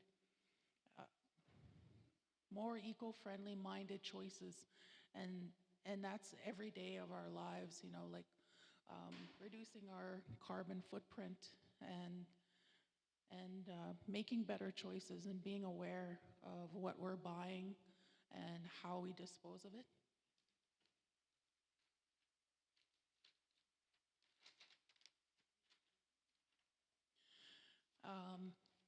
Yeah, so reducing and reusing the stuff, recycling it properly. We talked about things being interconnected, and I shared my thoughts with Ron about that. And I like that they are now taking a holistic approach to looking at the species and how everything is connected. But growing up as a First Nations person, that's what we were always taught, was that everything is connected no matter what. When they talk about the sacred hoop of life and the web of life, is that when something happens to one, it affects us all. And so when they're looking at, species, not just one species, but looking back and looking at all the species that are at risk, that's looking at, if it's a bird that's at risk, okay, so that species is at risk, but what are they eating? What are their habitats? Because if that's at risk, those other things are at risk. And that, again, we call it that sacred, hoop of life, we're all connected. Some of the barriers we talked about, we want to do things. We want to do more things in our community and as in our families, but there's a lack of funds. We don't have the funding, to do the things that we'd like to do. And also interest, like some people maybe are not as interested. It's expensive. It's cheaper to buy disposable items than biodegradable. One good point that we made was, like if everybody had brought a reusable cup, we wouldn't have had to use styrofoam cups. Like that's, being conscious of those things. Can you we talk about having a disconnection as a barrier from the land and the cultural teachings. And this is due to colonization and the residential schools, what the impacts of that cause that disconnect. But thankfully, we're going back to that. We're connecting again. Another thing was the lack of communication and education. Communicating, this is a good workshop. It's being presented live so more people can hear what's going on. What is being done in the community? We're doing recycling. We are having workshops, tree planting, greenhouse. We have land-based programming. We have a lands department, and then also the community garden and home gardens.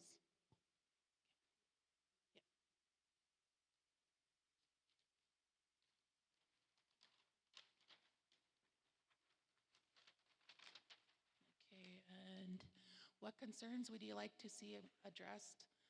More effective recycling, a community-wide approach, because it's not just, a few people. It's got to be everybody. It has to be all of us to work together to make the changes that we want to see. And a recycling pickup.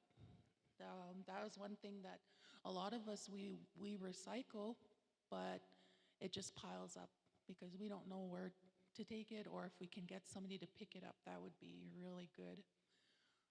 I just want to mention something about the recycling. There's a story, we had gone to visit my sister-in-law in Winnipeg, and they had all their garbage bins out on the street because I guess it was garbage pickup day the next morning. And I was standing there and I was looking at all these garbage, lined up on the street, and I'm like, something's wrong here. Like, what? And I couldn't put my, thumb on or idea on it. And I realized, like, where are all the dogs? There's no dogs ripping up all their garbages. But that was just something that, and there was very little garbage that she had, like my sister-in-law, that she had taken out because they were recycling the paper, the plastics, the cans, everything, and I was really impressed with that. And so they did. That's in the city, though. I wish that we could have that in our communities. So another thing I wanted to make a good point of is when we talk about saving, the grasslands and the species and everything that's connected with it. Grass fires, every year in our community, we go through grass fires, spring and fall. And I talk about, like how that grass fires are, destroying the habitat of species at risk, of the plants, and the weeds, the plants that we don't necessarily want growing, that's what's thriving.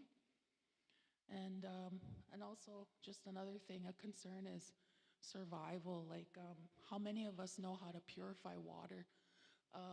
Our water was shut off for, maybe 45 minutes or so, or no, 3 hours. Sorry. And, we didn't know what to do. We needed water to flush the toilet, water for everything.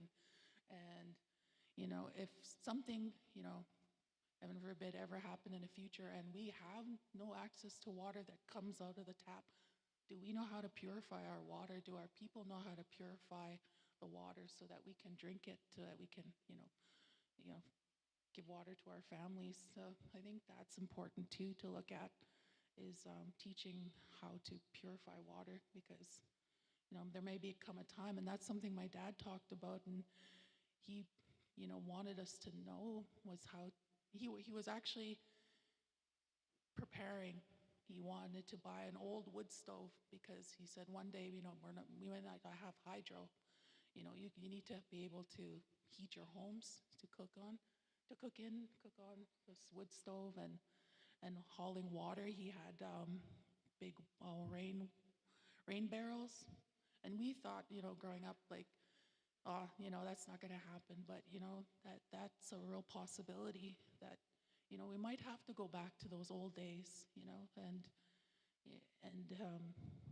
live in those times. But back then, everything was clean, and now everything is dirty. It's polluted. Okay, and that's it.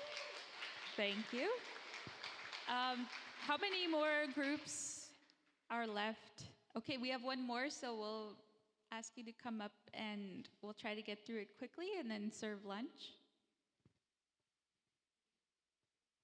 And I just want to thank you all. I mean, this is amazing. This is really good feedback, and I just can't imagine how good the discussions must have been. So, thank you all for being active participants. And let's give a hand to our last group. Well, let's give a hand for Cheyenne. I'll make this quick because there's food waiting. I'm conflicted. So, all the groups seem to have all the same, the concepts the same. So ours is all the same too, pretty much. The one thing that we wanted to touch on was that it's, with conservation and recycling, we look at bottles and paper and things like that, but somebody touched on it that, antifreeze, the used oil, things like that, batteries, we have to start controlling that because on the Indian reserves are the only places that allow open dumps. They're illegal everywhere else, but they allow them on the reserves. And so if you go to the dump on our home community over here up on the hill, you're going to see all kinds of things up there, refrigerators, the coolant and things like that, and those things, they're all being dumped up there. And so just to go quickly through, we need a general policy on our land here. They brought up the grass fires. If you look around our community, there's no cultivating of the land, there's no haying, anything like that. Guarantee next spring we're going to have some wicked grass fires. And back in the day when we were volunteer fire department, we used to do what was called controlled burns. So we'd burn it, but it would be controlled. So instead of when, it's always when the winds are really high, there's grass fires galore. Growing our own food. We were talking with some of the young kids in our group. A bag of potatoes costs $6 approximately, right? A 5-pound bag. All the land that we have available for use here, we could be growing our own food, everything, and eliminating that need on the stores. Like that's part of that economic development. What's the other?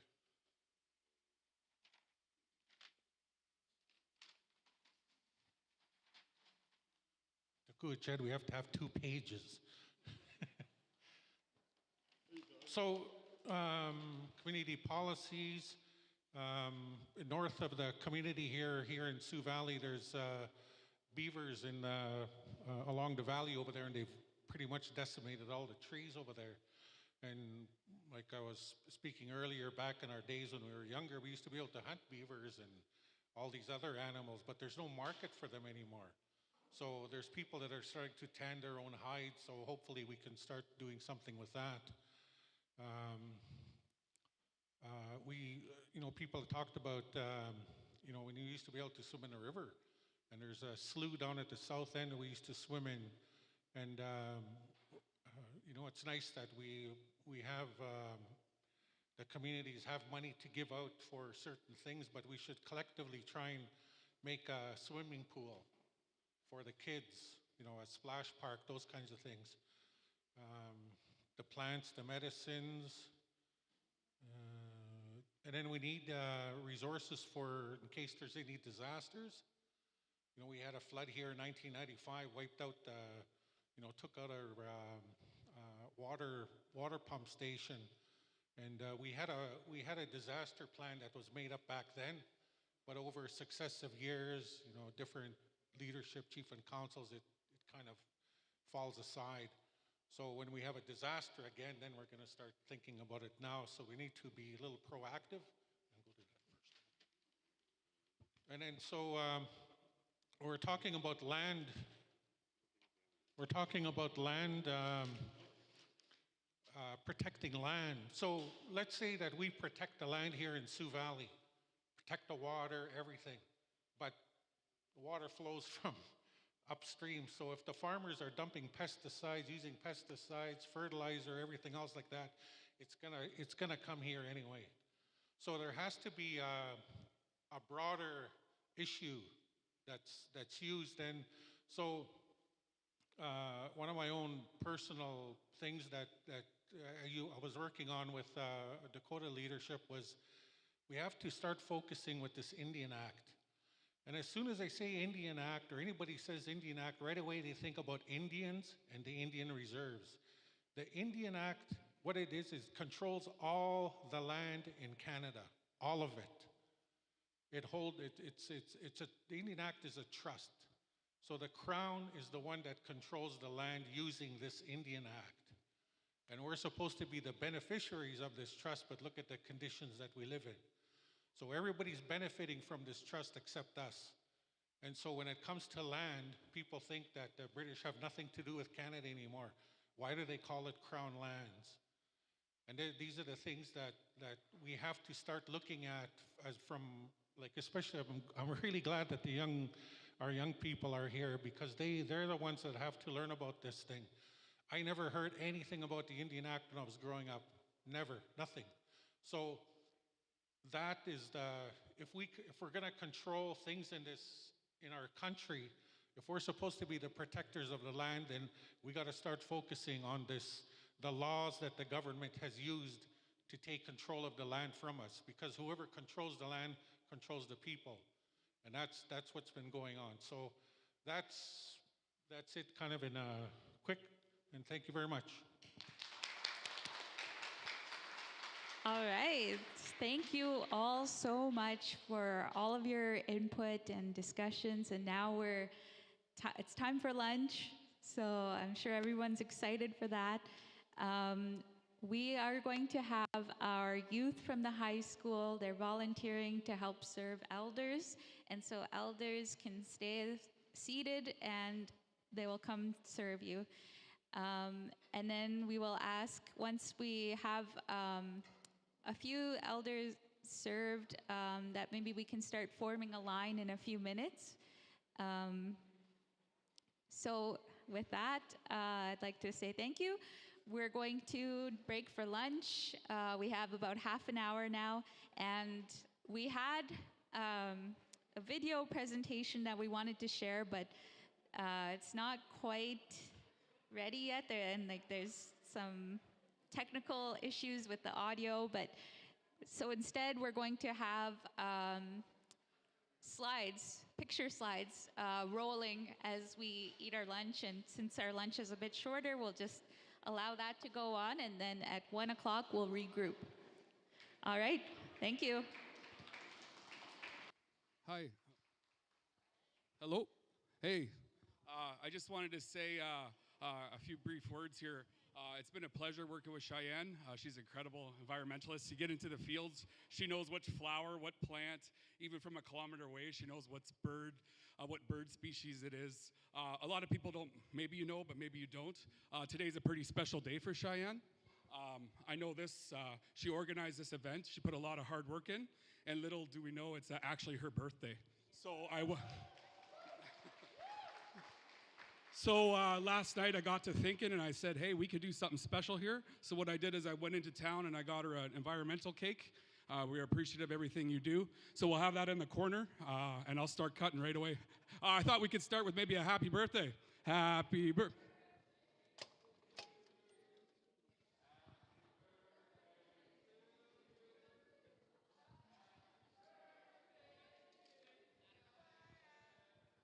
Happy birthday to you.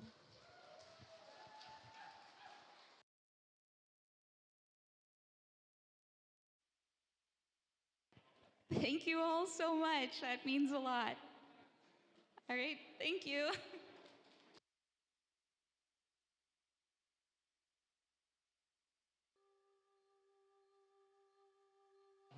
Hello. Oh, that's loud. I don't want to super interrupt your lunch, but I have a visitor here that I wanted to introduce to you.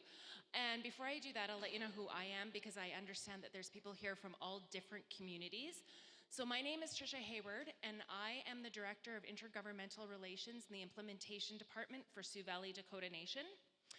And my friend, Wayne Shacken, who's standing here beside me, is the candidate for the NDP party for the Riding Mountain riding, which sounds kind of funny when you say it like that. But I thought today would be an important day for him to come and meet some of his constituents, to come to our communities, to see and talk to the people here and talk about, so that we have the opportunity to talk about the needs that we see. So Wayne and I have been friends for years. He lives in Verdun.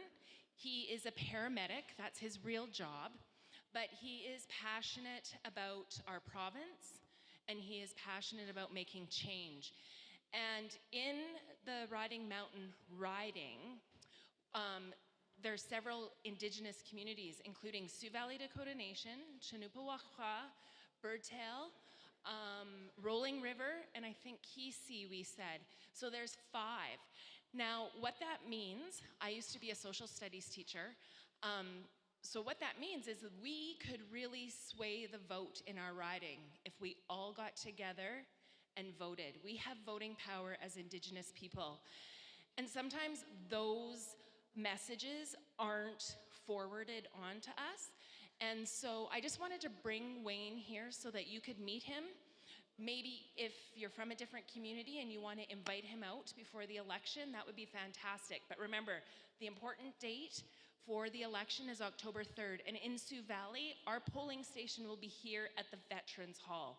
So we'll make sure that we get that out on social media as well. But a change in government from the Conservatives to the NDP and Wab Canoe would do great things for us as Indigenous people. Anyways, I'm gonna let Wayne talk to you for just a minute, and then he'll be here to mingle, and you guys can have some personal conversations with him.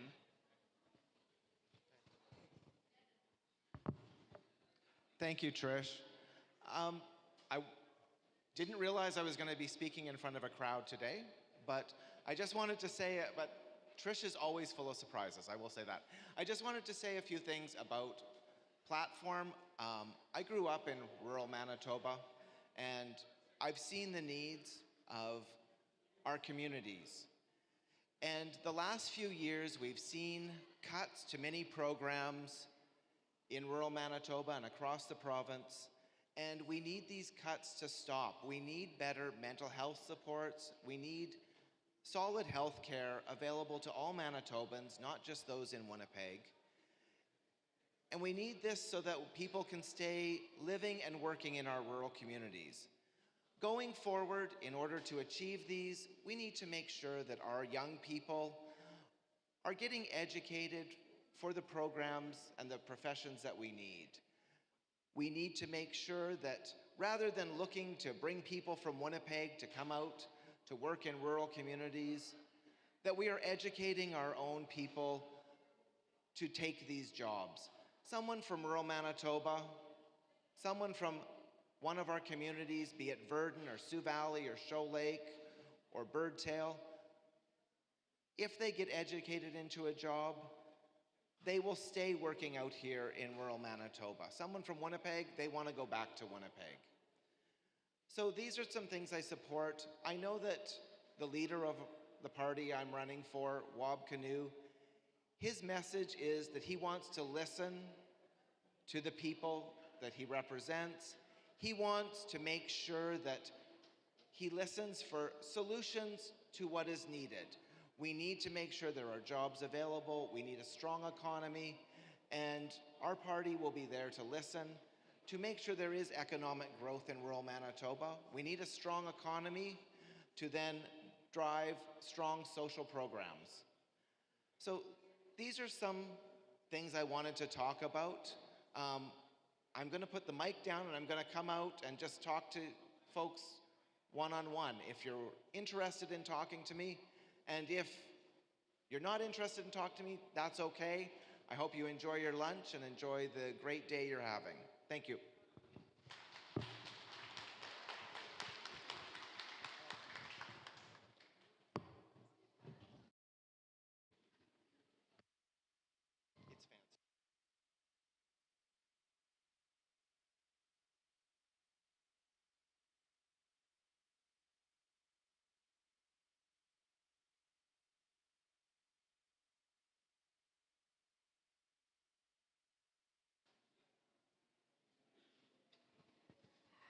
Hello?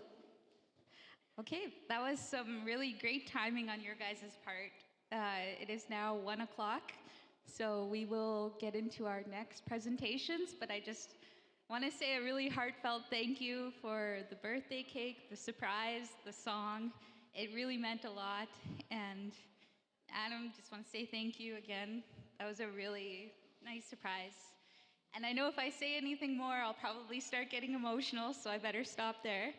But I would, but I would like to just say a huge thank you to our cooks in the back there. What an amazing lunch. It was so good, and I'm so full, and I hope everybody was happy with the lunch. They did they put a lot of hard work into the lunch, and this entire event, I mean, it wouldn't be possible without everybody pitching in. So just want to say thank you all for all of your help and support, and to our youth for serving the elders and serving our visitors. So Pidamaya. And with that, I would like to ask Elder Eugene Ross to please come up and talk about the cultural importance of the type of work that we're doing, the significance that it has for our language, our culture, and how it all ties and relates to each other. So please welcome Elder Eugene Ross. Thank you very much, Cheyenne. Happy birthday. Good afternoon. That was a good lunch. Thank you, cooks. Thank you for that bannock. That was beautiful bannock. What I'd like to share this afternoon is the connection that we have to Mother Earth and what's been provided for us from Mother Earth. Going back as a little boy, I could remember sitting with my grandfather, and my grandfather was talking about the land. My grandfather can tell the weather. He can say each morning when we get up what kind of a day we're going to have, what the fall and what the winter holds. He can tell the weather. This is the connection that our people had to the land. That awareness was very strong. And another thing too, that nothing was abused, that we knew the laws of the land. Today, I ask people that when I do speaking, how many people know the laws of the land? How many people can put up their hand and say, I know the laws of the land? So our people were respectful to the land, that nothing was abused and nothing was taken from the land, with a prayer and an offering of tobacco to say Wopida for providing. And another thing too, my grandpa talked about was the change that he's seen. He used to go to the Pope over here by Lenore, Manitoba. This is where my mother was born. And he said long time ago when he used to walk with his father, he said there was trees here. So in his latter years, I had the privilege of spending time with him. And he said, Takoja, take me for a ride. So I said, where do you want to go, Grandpa? He said, take me to the Pope over here. So we drove over there. And I asked him, I said, where was my mom born? He said, a long time ago, there was trees here. All through here, there was lots of trees. He said, there's no trees here today. So the land has changed. This is all changed since Ahana, me and my dad, we used to walk and we used to trap over here. He said, this is what he talked about. And another thing he said, come for a walk. He said, so we went walking into the grass. It was late August. And he said, he said, you remember this. He said, when these arrows get stuck to your pants, he said, that's when the last thunders are coming. This is what he explained to me. So that was an indicator. This is how intelligent our people were to the land. This is how intelligent our people were, that awareness and that connection that we had to the land. And Kushi Williams, I spent many hours and many days with her also. And she also shared with me, she said, Takoja, she said, Kiksuya, she said, you remember my grandson, she said, when you see this tiger lily, that summer's half finished. We're at the halfway point. That's also an indicator to tell us that awareness, that the connection that we had to the land. So this is what our people stood on. They respected, they were very aware of what they're surrounding. So my grandpa can tell you what the winter holds. This winter coming right now, if he was here today, he'll explain to us. So this is that awareness that we have, and this is what's lacking in our lives today, this awareness and this connection that we have. So again, going back to the laws of the land, to teach our young people the importance of our young people. I always tell young people, sit outside, listen to the birds. This is what we were told long time ago, to sit and to listen, to shut everything off. Today we live in a very busy world today. So times we need to shut this off and go and stand outside. Early in the morning, I go and I sit outside. Early in the morning. And I sit and I listen. And this is what we were told long time ago. We spent a lot of time outside as children. Today, these kids today, they don't go outside to play. They don't go outside to listen to the birds that are singing anymore. This is another connection, going for these walks, sharing this knowledge with our young people, the importance of being Dakota. This is who you are. This is a part of who we are as Dakota people. And another thing too, to pray. My grandpa also shared that with me. To pray, the importance of praying. He said, Ahana Ate, his grandfather, in the morning when he got up, he prayed. So our people were praying constantly for everything. So this is what the young people also need to be taught, the importance of prayer, to appreciate what we have and what's been given to us. So these young people, even a simple prayer to say, Wopida, thank you for what's been provided for us. Thank you for that food today. Thank you for the water that we have and our health to sit here to share this knowledge with one another. So this is what we need to do. We need to share, come together as communities, come together as neighbors, and stand together and say, let's share our knowledge so that we may educate one another to say this is what our people did. They respected this makochi. They respected the water, wichoni, life. So everything, when we look around today, so this is what's lacking because we live in a fast pace today. So we need to slow down, teach our young people to go for a walk, introduce them, that to think that every tree that you see standing has a Dakota name. Every animal that you see walking has a Dakota name. This is how great our master was. This is how great our maker was when he put us here. That every tree that you see standing has that Dakota name. So this is the respect. And when we were put here, that we are the keepers of the land. We are the keepers of the medicine. And we're the keepers of the language. And we are the keepers of the story.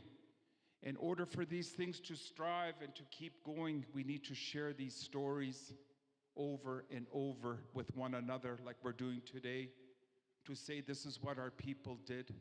This is the respect. They were disciplined also.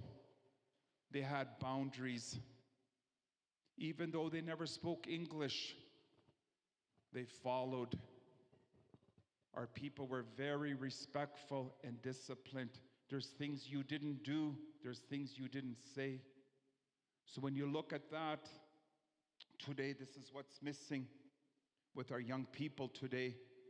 Thank you for technology, but it's been an interruption in our lives as Indigenous people of this land. We've had many interruptions, and that we've overcome many challenges that we face today as Indigenous people. But again, I'd like to thank you for this opportunity, and I'd like to thank you for this time of gathering this information. Thank you for the organizing people that put this together, the hard work. Thank you very much. Mitakiawas.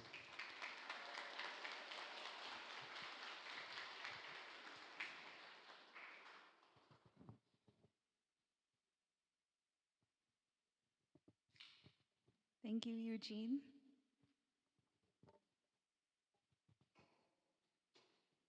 Oh, I don't have my agenda in front of me, but I believe we are going to get into some presentations. We're a little bit ahead of schedule, so we might have to do some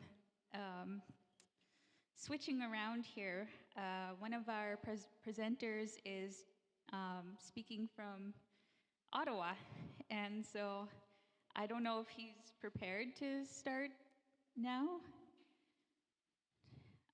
So we will jump ahead and we will ask two of our presenters. Yeah, there, there they are. Peter and Amanda, to please come on up. These two are from, well, I'll let you introduce yourselves. Thank you, Cheyenne. Thanks, everyone, and really grateful to be here. My name is Peter Chaurier. I'm actually based in Ottawa as well, but really happy I made the trip out to meet everybody and see faces. I'm from Wildlife Conservation Society Canada, and this is my colleague. Hi, I'm Amanda. I might be too loud for this microphone.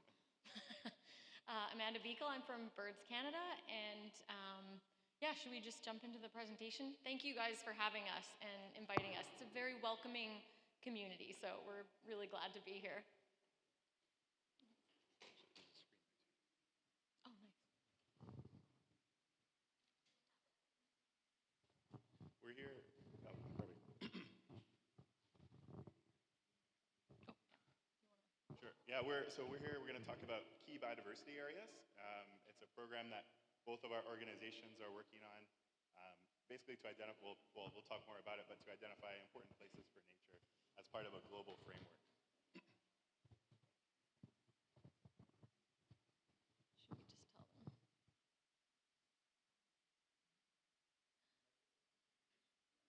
Yeah. Oh, do we?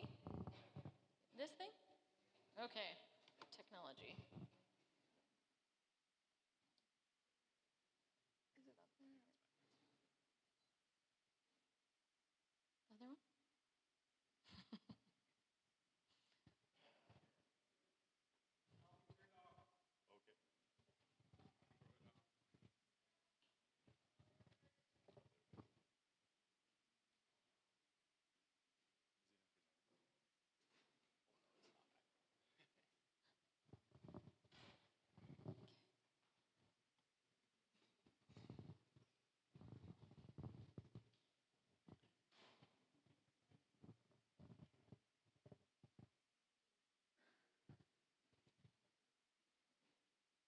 I guess I can start by saying what a key biodiversity area is. So we're going to say KBA a lot, and that's a key biodiversity area. So basically, it's a site that is important for the survival and the persistence of a species or an ecosystem or both. So our program is working to map all these really important places for nature across Canada. And yeah, it's taking a whole bunch of previous tools. So there's important bird and biodiversity areas, which I have been working on in the past.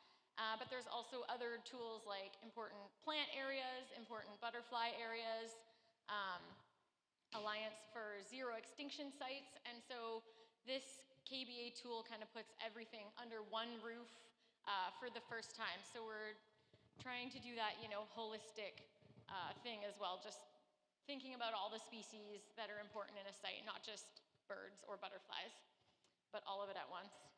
Are we? There we go, okay. Yeah, and so key biodiversity areas can be any size. They can be on freshwater, marine, or terrestrial lands. and they can overlap with protected areas as well as being on public or private lands.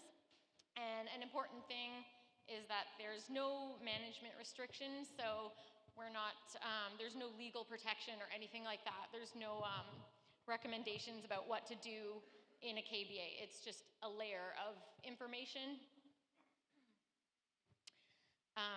And yeah, the program uses ecological values, so it's good. It kind of goes along with the goals of the program, but there are some limitations to that, so it doesn't really take into consideration connectivity or biocultural values or climate change in some ways. So some sites might be missed with this tool, but we want to be clear that like there's other tools out there, and this is just one of the tools that we can use to kind of highlight conservation and biodiversity. And yeah, so through this process of identifying all these sites across Canada, we're reaching out to different stakeholder groups like other NGOs, Indigenous communities, and bird and other species experts across Canada. Can you change it?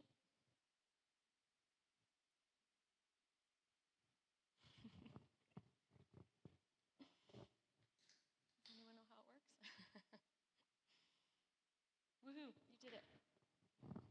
Okay, so yeah, we know that Indigenous communities have been safeguarding these sites for a very, very long time. So we know it's our responsibility to kind of reach out early and often about, you know, getting feedback for the information that we're presenting. So for IBAs, so important bird areas, like I said, those were developed 30 years ago, and really there wasn't any good Indigenous outreach. So we're looking to do that better this time, and reaching out early and getting feedback on the information that we already have.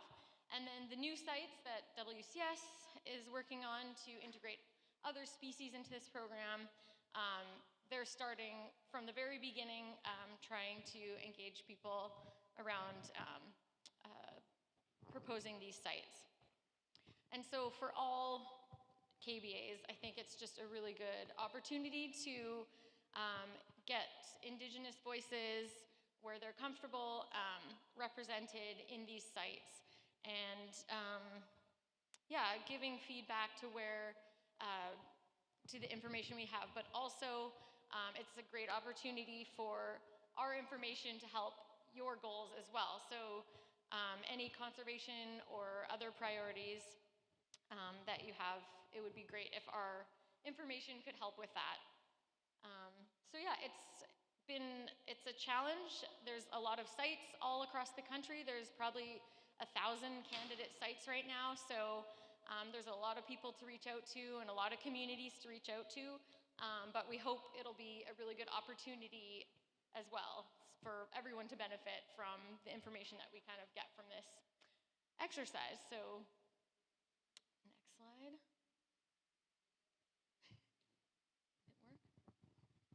Super, yeah. Thanks. So yeah, like Amanda was saying, these key biodiversity areas, the idea of them is it's part of this global framework identifying these sites in a global context.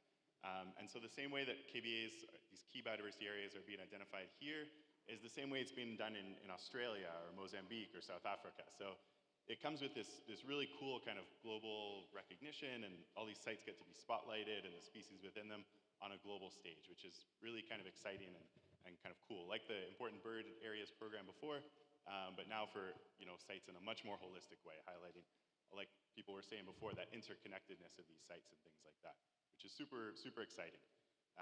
Like Amanda was saying, it's really tied to kind of this Western scientific framework, and so there are limits there. Being stuck with that global framework, the places that are key biodiversity areas aren't always the places of most important to communities.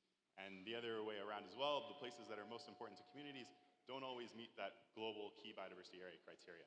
But what's really exciting is when those two places overlap, and we're finding this in a lot of cases where the places that are KBAs are also places that communities really care about, where they're harvesting in or hunting in, where they've been stewarding and caretaking for generations and millennia in a lot of cases. And so that's where there's a really exciting potential to collaborate together with other stakeholders, like Amanda mentioned, with rights holders and other Indigenous communities, to make sure that we're building information that we can spotlight in a global and national way about these places and really highlight perspectives and values, traditional place names, where people want to share stories about sites and the history of them and everything about them in a really much more holistic way than might have been done previously, or that could be done without working together and collaborating with everyone. So that's where these kind of overlaps occur. KBAs aren't in all the places that people will find important, but where it's overlapping with places of importance, there's a really cool chance to work together and create some really cool information that people can use in a lot of different ways. Try to go to the next slide again. Perfect, thank you. So if you want to see where some of these areas are likely to be, we're kind of scoping them out, like Amanda said. There's a lot of an older network of important bird areas that are across the priority place. Ron, in his earlier presentation, pointed out some of those important areas for birds that have been identified across the priority place. There's a lot of other places as well for other species, probably more than they're on this map for sure. Right now, we're scoping out where these places are most likely to be so that we can, most effectively reach out and talk to people around these places where they're likely to be. But there's a lot more that we're probably missing. If you want to chat more, please come to one of the table at the back. It's beside the really awesome poster boards, the table that has a lot of handouts. Feel free to grab some pamphlets on birds and other things there, but always happy to chat more. But yeah, this is a rough map of where KBAs might be and where we're kind of especially working to kind of pull together different sorts of information and try to pull together these stories and pieces of things that people can use. So what are KBAs useful for? They're just information. Like Amanda said, they don't come with their own protection. They don't change how people use land or access land. It's just information. And the idea is that where that information is helpful, that's something that people can use. It comes with this global backing behind it. It comes with this global recognition of what a KBA is. So people can use that information in different things they're doing. I like to think of it as one more tool to add to the toolbox, whether it's for nations or whoever else, one more tool to kind of use to support work that's already being done.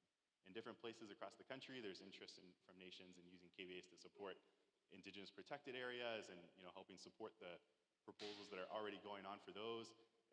Folks are interested in using it to help draw in more funding for monitoring or restoration or increasing water quality and things like that in different areas.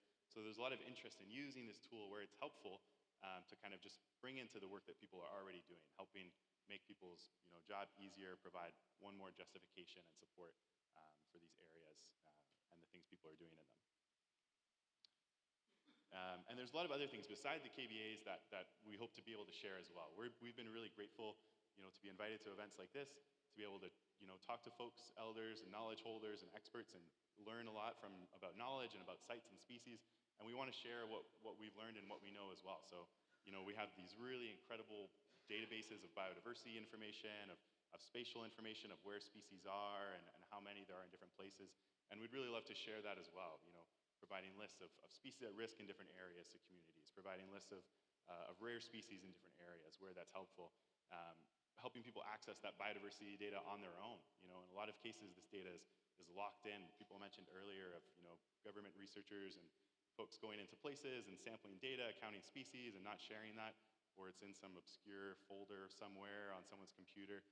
In a lot of cases, we've been able to kind of piece together these little sources of information. So we're really happy to try to share those back and make sure people can access that data themselves as well for all the different purposes that they're doing.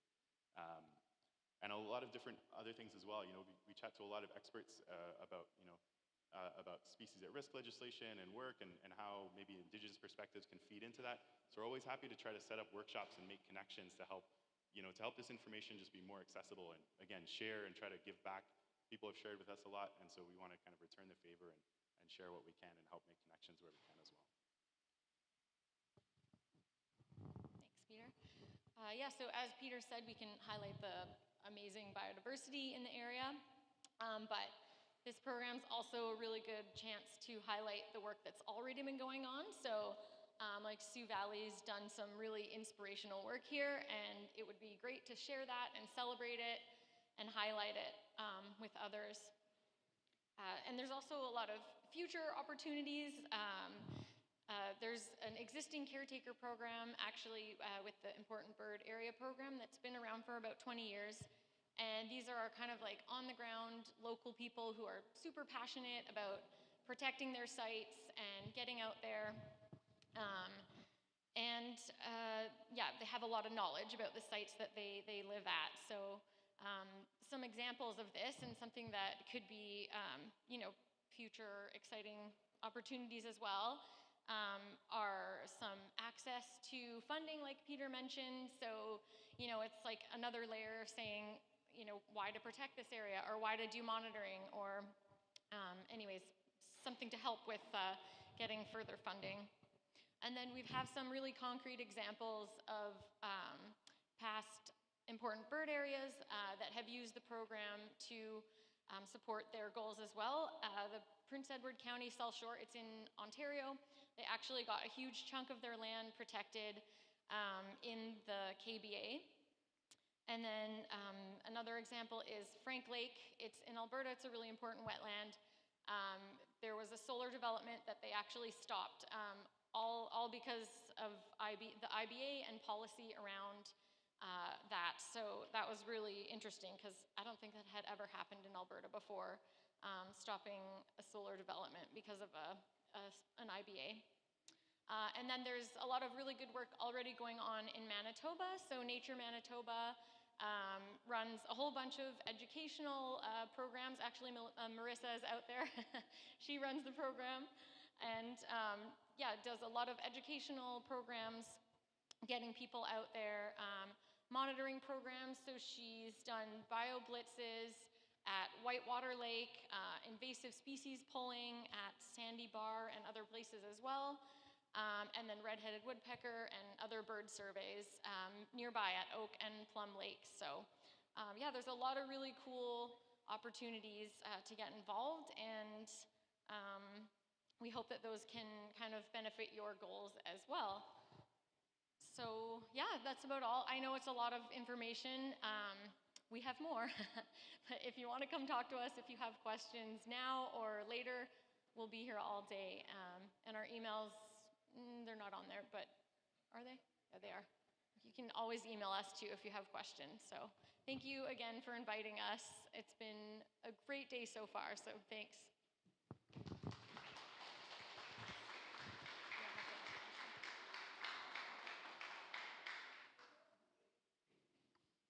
So we have a little bit of time for some questions. Do we have any questions from the audience?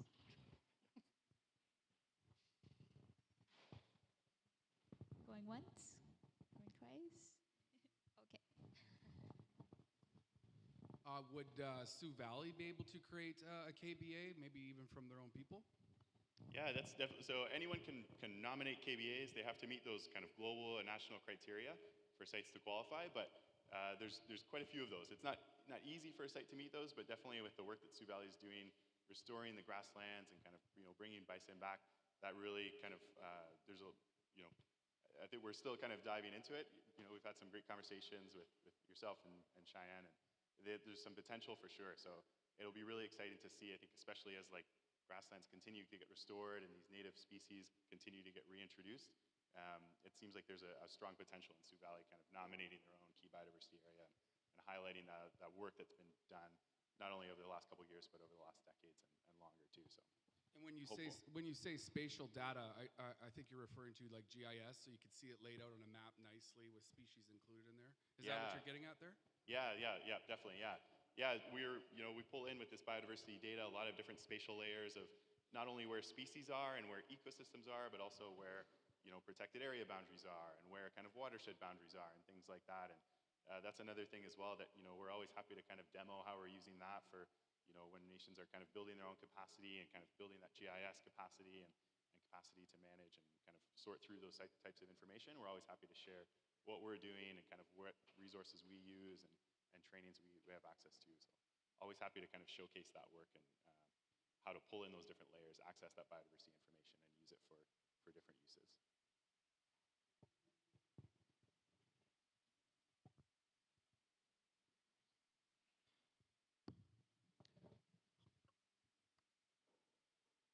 Thank you so much.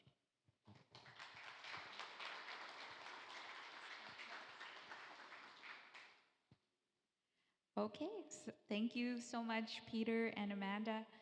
Um, we have our next presenter. He's presenting from online, so he may not hear us, but when we have questions, we'll just type it into the chat.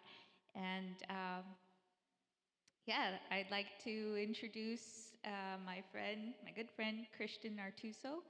He's, we started doing work together back in 2017 is when I first met him. And one of the first things that I worked on when I started working with the Center for Indigenous Environmental Resources, they had asked me, can you book or can you organize a bird watching workshop? And I kind of laughed and I said, bird watching is for old people. And now, now I'm like the biggest bird watcher in the community, so it's kind of funny how that worked out. But it started from that, and eventually, you know, over time, different projects emerged out of that work, and now we're, you know, we're doing a lot of amazing things in the community, and none of it would be possible without the support, encouragement of our elders, our leadership, and for all of our community members for sharing their knowledge. And yeah, so I would just, I thought that was funny because I've known Christian since I started doing this work, and I'm really happy that he can join us. Even if it's not in person, I'm glad he's able to join virtually.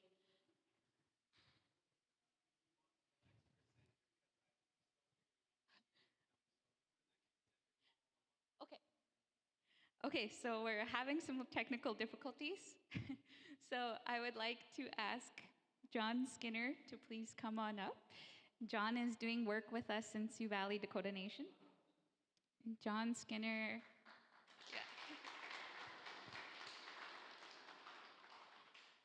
We just met this past spring, back in February at Prairie and Endangered Species Conference. Oh yeah, Prairie Conservation and Endangered Species Conference, and I presented with the Central Grasslands Roadmap, our Canadian working group, and our Indigenous working group members. We had a panel there, and afterwards, John came up and he introduced himself, and he said, "I'm from Manitoba too, and I'd really like to get to know you guys more and try and support some of the work you're doing." And so John's been out to the community several times since, and he's helped us teach our gardeners different plants. He's taught us a lot of different seeds, different seed collection, and it's amazing work. And last 2 weeks ago, we had 80 of our students come out and help collect seeds that'll be used to reseed former crop field. And I don't know, it's just amazing. And he's helping our community gardeners a lot. So give him a round of applause.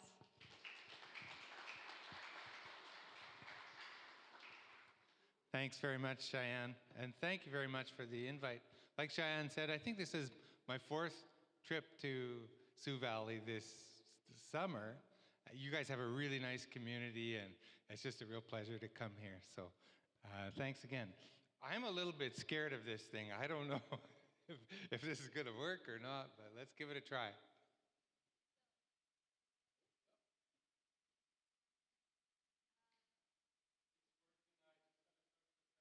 Oh, okay. This is the advance button? Okay. So I got to wait for the thumbs up, I guess.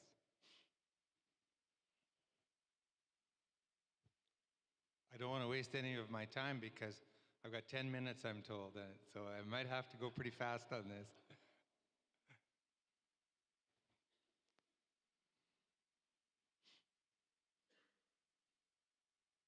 Maybe I can start before my presentation comes up even. I come from like the Roblin, Russell area, and I moved home about 30 years ago and had some land, and I was looking for something to grow on it. And my sister works for Ag Canada, and she said to me, And we were out hiking on the hillside, and she said, "That's a big blue stem there. You could probably grow that as a crop." And I kind of looked at it and went, "Oh yeah, that might work." And yeah, so that spring I collected some seed and I started. That was the start of a journey that is still ongoing for me, learning about native plants and learning how to grow them, which isn't always easy. Some of them aren't very cooperative sometimes. Yeah, so yeah, it's thanks to my sister that I started on this journey. I there, and now I get lots of monarch butterflies. It's pretty cool. So my niece made the drawing for me. Hey, look at that, I got it. There's my first crop. I collected the seed for this. It's big blue stem. I'm just going to show you some slides of things that I grow and things that I'm passionate about. I'm kind of hoping that's what you're looking for. Big blue stem. On a good year, it grows about this tall. It used to grow all the way from kind of like Neepawa, Gladstone, through this area probably, all the way to Texas. It was the main grass.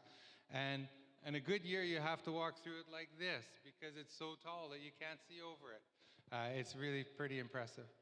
Yeah, and I seeded it in 1998, and I'm gonna have a bad harvest on it this year because it's so dry. But in a good wet year, from 1998, I've probably had 22 harvests off of it or something like that. So then here's some other grasses that all of these are basically from locally collected seed, and they're grasses that grow here that are important, that were important to the bison, and are still important in any sort of native remnants that we have. The one on the left, the one on the left is blue grama. It kind of looks like an eyelash, and it's a really important grass. And on the right that's me on the swather. You can't really tell, but my farm is all like 10-acre plots. So I use equipment that was big in like 1975 or something like that. And so it's kind of out there and available. And it's not too expensive. So that's kind of a good thing too. That's Sandberg's bluegrass, which is another important grass in the mixed grass prairie. There's big blue stem, what it looks like in the spring. I've had this, like I say, that my stand is 25 years old. I've burned it. Somebody talked about controlled burns. Controlled burns are really, really important for healthy grasslands. If you want to have them, you got to be prepared to burn them. This one, I've burned it probably 22 times. I didn't burn it this year. My seed production was terrible on it, and it doesn't look healthy. We just missed our window. So it's a really important tool for me or for anybody that has native grasslands. That fire is essential. These grew up with, they evolved with fire, and it's very important for their development. This one is also, I started growing this for Grasslands National Park, and I don't grow it anymore. This is the English name. I'm sorry, I wish I knew the Dakota names, and Adam and Cheyenne have promised me that they'll teach me the Dakota names. But in English, it's Western porcupine grass. It's got a long tail to it. It's maybe you know it as spear grass. It's also really important in native mixed grass prairie. It's one of the keystone species, and that one as well, Western wheatgrass. It's I don't have too much I can tell you about it, but it's an important grass as well. So somewhere along the line, I went, I should be having more diversity. It's not enough. If I want to be involved in restoration, it's not enough to have 10 species of grasses. If you go out on the prairies, there's a lot more than just grass there. So this is the first forb that I grew as a crop. It's purple prairie clover, and it's really showy. All of the pollinators really like it, and it fixes nitrogen. So it kind of does the same role as alfalfa in, say, a smooth brome alfalfa mix. So, and that's kind of what my crop looks like at the end of the year. I think that's nodding brome.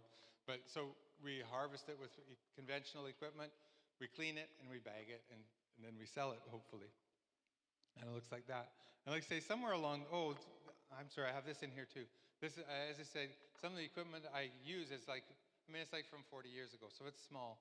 That's a hay buster drill. If you're seeding native grasses, it's really good to have something that will put that seed in the ground for you, because a lot of it is not, it's fluffy, it doesn't flow very well, and you got to figure out a way. That's one of the kinds of drills that you can use. This one is called a true axe that I think is a much better drill than that we use now. But you know, that's big blue stem being harvested with a swather and a combine. And like I say, it works quite well. I don't get huge volumes out of it, but I get enough seed from my 5 acres that I can seed, you know, maybe 100 acres on a good year, something like that. Yeah, often, so this is actually on the Ellis Archie Community Pasture. I don't know if any of you have been there, but there's 2 pastures, Spy Hill and Ellis Archie Community Pasture. And if you put together, they're like, I don't know, 90,000 acres, and it's beautiful, pristine prairie. We collect seed there sometimes. This is Western porcupine grass, and we're using, that machine is a stripper, and it's just kind of like a big street sweeper that sweeps the seed off. How am I doing for time, Cheyenne? Do you still have like 5 minutes left or so? Yeah, okay. Okay. Yeah, so that's just another technique that we have for collecting grasses. Because what we want is, if you're doing a restoration, you don't want like one field of western wheatgrass or one field of big blue stem. You want a diverse mix, because you want to recreate what the prairie would have looked like 100 years ago. Okay? And that's kind of what we're aiming for. And like I say, somewhere along the line, actually I had a customer who was looking for wildflower seed, and because they wanted it for restoration projects in Manitoba and Saskatchewan. And they couldn't, I mean, you can find companies that sell little 4-gram packages, and that was about it. So he was having no luck at all. So we kind of went out and went, okay, maybe we can find a solution, because we do have some nice native prairie remnants in our area. And so we went looking for wildflowers. And these are some of the ones. Like I say, I wish I could tell you the names in Dakota. And maybe if I'm back in 2 years from now, I'll be able to. But yeah, so that's Heartleaf Alexander. Whoops, let's try going the other way. Prairie Rose. Drummond Thistle. This, I don't know if you have this one. It grows about this tall. In a good year, the flowers are like 4 inches across. And like I say, these things, they need to be, if you're doing a restoration, it's not enough to do like 5 species of grasses. You have to have the wildflowers there as well, just to make it so that it's like the prairie. And that's really important for lots of reasons. If you're looking for medicinal plants, well, they're probably the wildflowers, not the grasses. I put these up together for a few reasons. You can see that flowers are really important for pollinators. That bumblebee is pretty darn happy to have a crocus come up first thing in the spring. But I also put it up because when you're collecting seed, the seed is on the right, and it doesn't really look anything at all like the flower. So you have to kind of be aware of that too, that they change. One called Prairie Smoke. And again, these are early ones.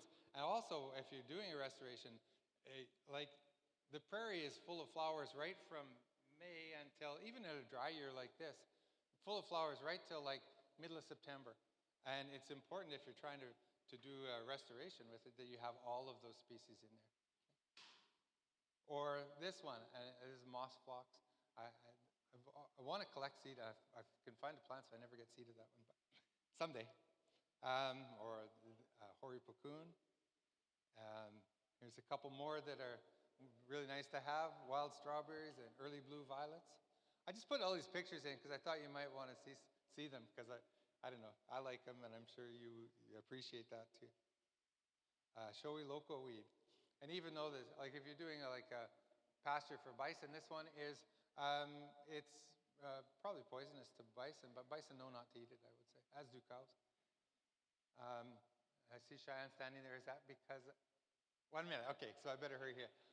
Again, here's another one that's just, yeah, it should be in any sort of prairie restoration that you do. Yeah, whoops. Yeah, okay. On that Ellis Archie pasture last year, we were collecting porcupine grass, and you can see that's just, I really like that picture on the right, because that's what prairie's supposed to look like in my mind anyway.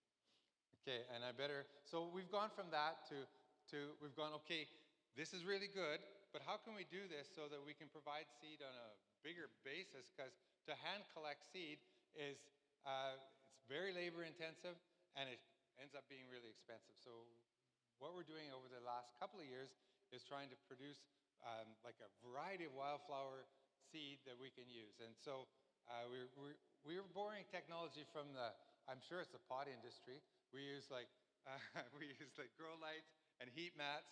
And thanks to the pot industry, they're available to us other poor suckers. So, okay, and that's milkweed. The picture on the right is milkweed. I've been growing it quite a bit, but the monarchs like it so much that they seem to eat it down as soon as I plant it in the ground. Again, we're trying to, I grew up in a nursery, so I grew up weeding all the time. So I'm looking for ways to reduce that. So we're using plastic mulch, raised beds, plastic mulch. Yeah, and it seems to be working quite well. We have about 50 species under production right now of wildflowers that we're adding to, to grass mixes, prairie clover mixes, and wildflowers. There's a couple more. That's false dandelion with the bee on it, and beard tongue on the right, violet beard tongue on the right. And if you go out and collect the seed, like the seed is like really super tiny, and if you go out on the prairies to collect that, you're there for a long time. But it's a little bit easier to do that way. I better hurry up here. Okay, and so that's, again, that's a machine that we use for planting on the left, and that's a restoration project that we were working on for NCC on the right, and that's our seed drill, and yeah, it seems to work quite well. It puts that fluffy seed where we need it. And this is from that restoration that we were talking about, and it doesn't look like much, but this is this week that we took the picture, and the one on the left, you can see the drill lines in the picture. That's where we seeded the grass. Those will, you can see like it's almost solid grass already after 1 year. If give it one more year and it will be. Those drill lines will disappear. It'll look just like the prairie beside it. And I don't want to give the impression that this is easy, because that one looks really good. This year, when in the drought, we planted it. It's not looking anything like that at all. But fingers crossed, it will look like that at some point. And you can see we seeded a whole bunch of wildflower seed, and there's some of it coming up in each of those pictures. That's the same site. Okay? And so I kind of showed these pictures because I think it is possible. If you want to, it's possible to recreate prairie, to restore prairie. And then this is, I'll just finish up real quickly. There's several people have talked about this already, but this is like last week here, and this is on Cheyenne's family's pasture, and there's 80 students, but there must have been 120 people there collecting wildflower seed. And I mean, it's a lot of work to collect, but if you have 120 people, that many work makes light hands, and I think it's going to be a real success and a real good way to collect seed for restoration projects. And there's another one of that same group. And this is a really nice piece of, it's not perfect, but there's really a lot of different species there and lots of seed available. So it was really cool. Thanks to the high school kids that were there to collect. And everybody. It was very successful. And yeah, thank you very much for inviting me and including me in your day today.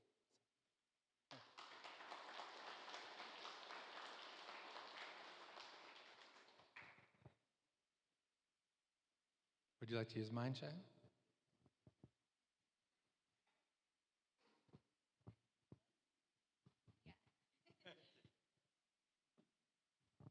So before we get into some questions and answers, I just want to quickly talk about why we're doing this work, because sometimes I talk about it so much that I just kind of assume that people know why or understand what the significance of this work is. But the grasslands, we're in a mixed grass prairie, and the reason why it's so important to restore this land, and for us as a community, our lands have been worked for decades, and we're converting it back to former grassland. And it's important because the grass, a lot of these species have roots that extend up to 15 to 20 feet underground. And so it's called like an underground forest. Like it goes really far. I mean, you think about it, the average person's like under 6 foot or so, about there. And if you think, it's like twice that or 3 times that height, that's a lot. And the reason why that's so important is because it helps retain the moisture of the land. And what that does is it helps us with drought seasons, and it helps hold moisture, so we're not so susceptible to flooding, because if the roots aren't intact, the water is going to move a lot of that ground a lot faster. And so it makes us more susceptible to flooding and soil erosion. You get scenarios like the Great Dust Bowl that happened in the 1920s, when you don't have plants holding in the moisture of the ground. You're going to have a lot of topsoil flying around. And so a lot of this will help us into the future with climate change, because these are all the things that are being predicted, more flooding, more drought, less predictable weather, more extreme weather, and all of those things will help, will protect ourselves better if we have a healthy soil and healthy grassland system. So with that, I just want to open it up. Does anybody have any questions? Okay, I'll be right there. Do we have another one of them? Oh no, I just wanted to see you.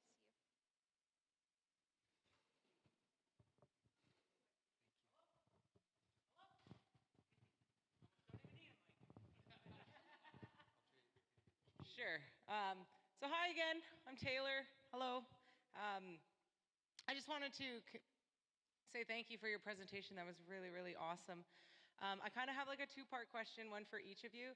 You mentioned a species, the western porcupine, or what was that? How it was a keystone species.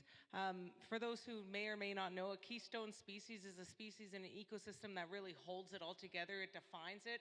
And if we remove one of those species, the whole ecosystem gets damaged or off balance in some way, like a beaver. Beavers are keystone species as well. I was just wondering if you could elaborate on that more, because I'm actually working on a prairie restoration project right now. And so I'm looking at different plants and things like that. So I was wondering how that's a keystone species.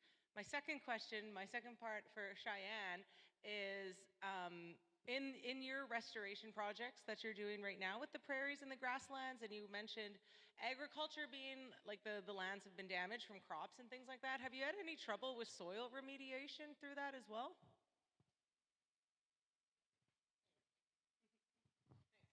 Thanks, Taylor, for the question. First, I have a confession to make. I'm not a scientist, I'm a farmer. So, excuse me, but I am a pretty careful observer. And if you go out, like in this mixed grass prairie, there's about 8 species that are really key, and you see them everywhere. And that's just what I'm basing it on. Those would be blue grama. They'd be the 3 spear grasses, needle and thread, western porcupine, green needlegrass, little blue stem, and big blue stem. And I think if you include all of those, then that gives you a pretty good base. And you're missing, you're going to miss a few, and maybe you can put those in small quantities or something like that. But I think that's kind of what I meant. And it is one that is definitely everywhere in the mixed grass prairie, you'll find it. So, okay. Okay, great. And by the way, you still can't. Okay, so the question was,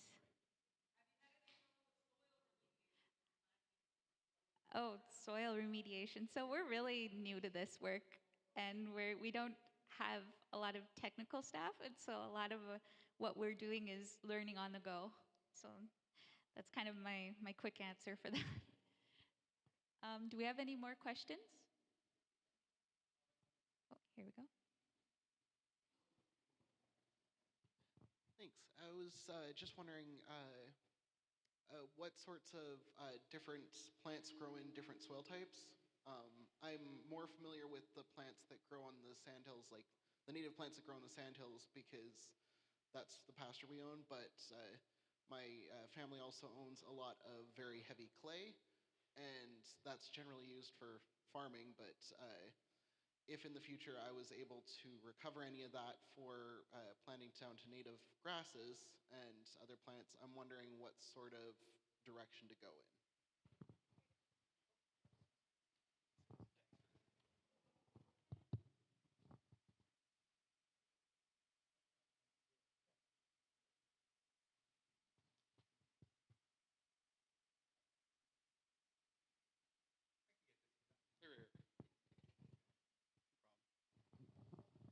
So the best way to figure out what to grow on an area of land is to find someplace close by that's still native, and that exists in our area. I don't know if it does but if you can find like a hillside, for example, that has similar soil and is close by, chances are you can go there and you can kind of go, oh yes, this grows there, and that's.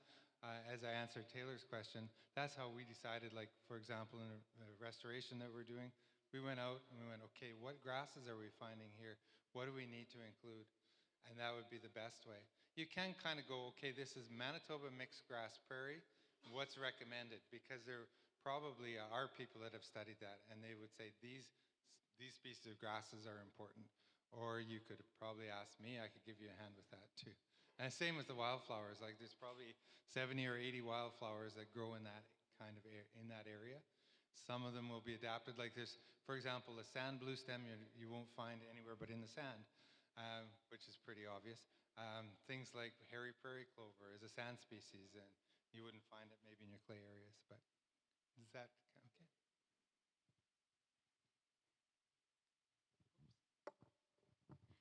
All right, so now we are going to have to get on to our next presentation. Sorry, Cheyenne, but I just wanted to say too, like, I like this stuff. I like talking about it. If you need a hand, if you're going, yeah, we have some area that would be really nice to restore, or if you're looking at doing like a garden, a healing garden or something like that, we'd be real happy to consult with you or to talk about it anyway, for sure. Thanks, Cheyenne. Let's hear a round of applause for John Skinner.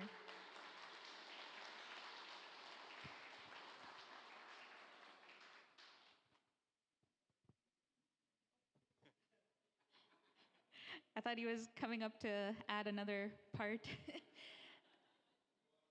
Okay, so I already gave an introduction to Christian earlier, but he's a longtime friend. As soon as I started this work with SEER, he came out to Sioux Valley, him and another fellow named Tim Poole, and we organized a bird watching workshop, and basically I think that led a lot of the work we're doing today. That's kind of where it all started. And so please give a round of applause to Christian Artuso.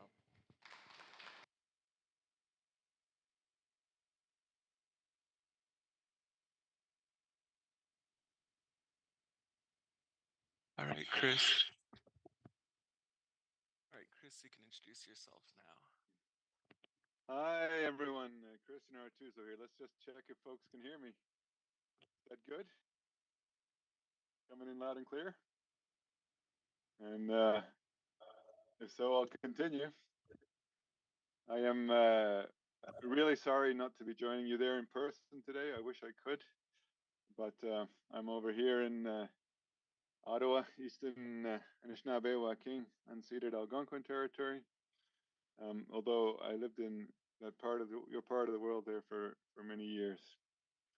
And unfortunately, today we were going to give you a presentation from Emily Boyd Balandra of the Changulayota Lakota Oyate, but she couldn't make it. So unfortunately, you got me filling in last minute, and unfortunately, it's virtual. I can't be with you in person. It's really too bad. But WACPA has solved our tech issues here, and I'm going to go ahead with the presentation. So I'm going to talk about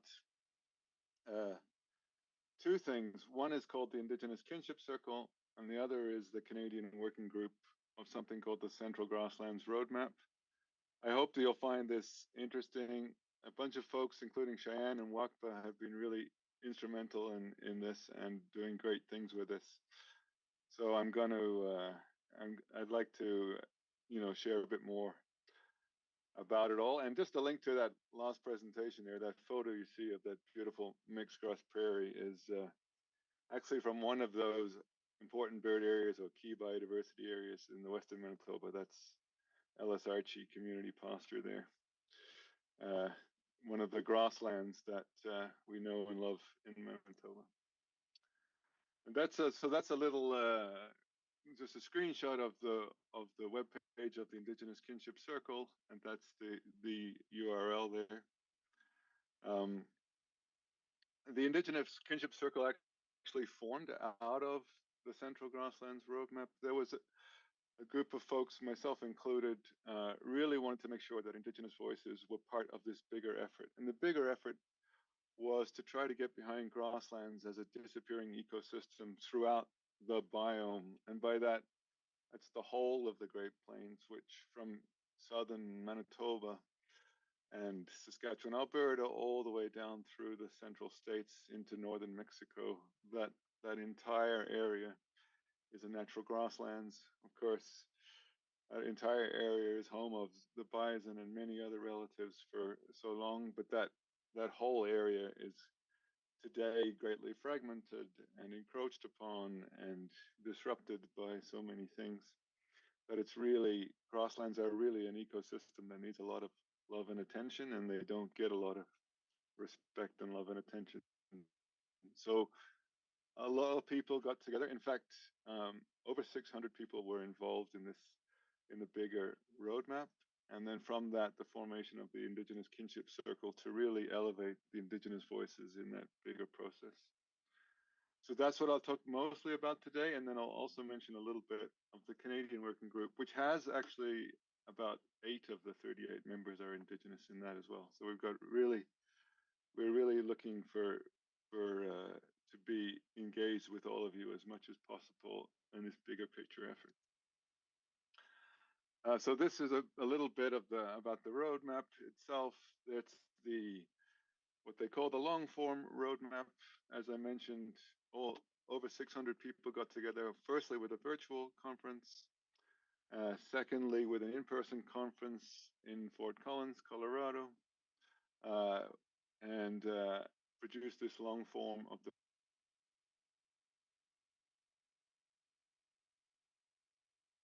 great watershed moment for us. So I'm really proud to say that we scratched around, we looked creatively for funding, and we were able to send 24 First Nations and Indigenous delegates to the summit in Colorado. Here's about 16 of them. We couldn't quite get everybody in one photo, but their presence at that roadmap summit was really a bit of a watershed moment. It really shed a light on the way we need to do these sort of, what we sometimes refer to as conservation planning or big picture planning. It really shed a light on the way most of it so often is done from a Western science perspective uniquely, and other worldviews are basically not included. And for me, like, the key message was when the Indigenous folks who were present in that room got up and said, up to now we have been treated as a sector in this bigger process, but we represent sovereign nations, and we are, just the same as U.S., Canada, Mexico, anybody like that. We have sectors within our nations, and we have a completely different worldview that needs to be given something of a little bit of a different level. So I think that was huge. From that moment, we formed this thing called the Indigenous Kinship Circle. You can recognize Cheyenne there. I'm not sure if you could see my cursor or not, but you can recognize Cheyenne there. She was one of the folks who made that all happen and attended in Colorado. And it's, again, for me, it's super. Wakpa, are you in the photo, Wakpa? I think he is somewhere. or if not, we didn't get him.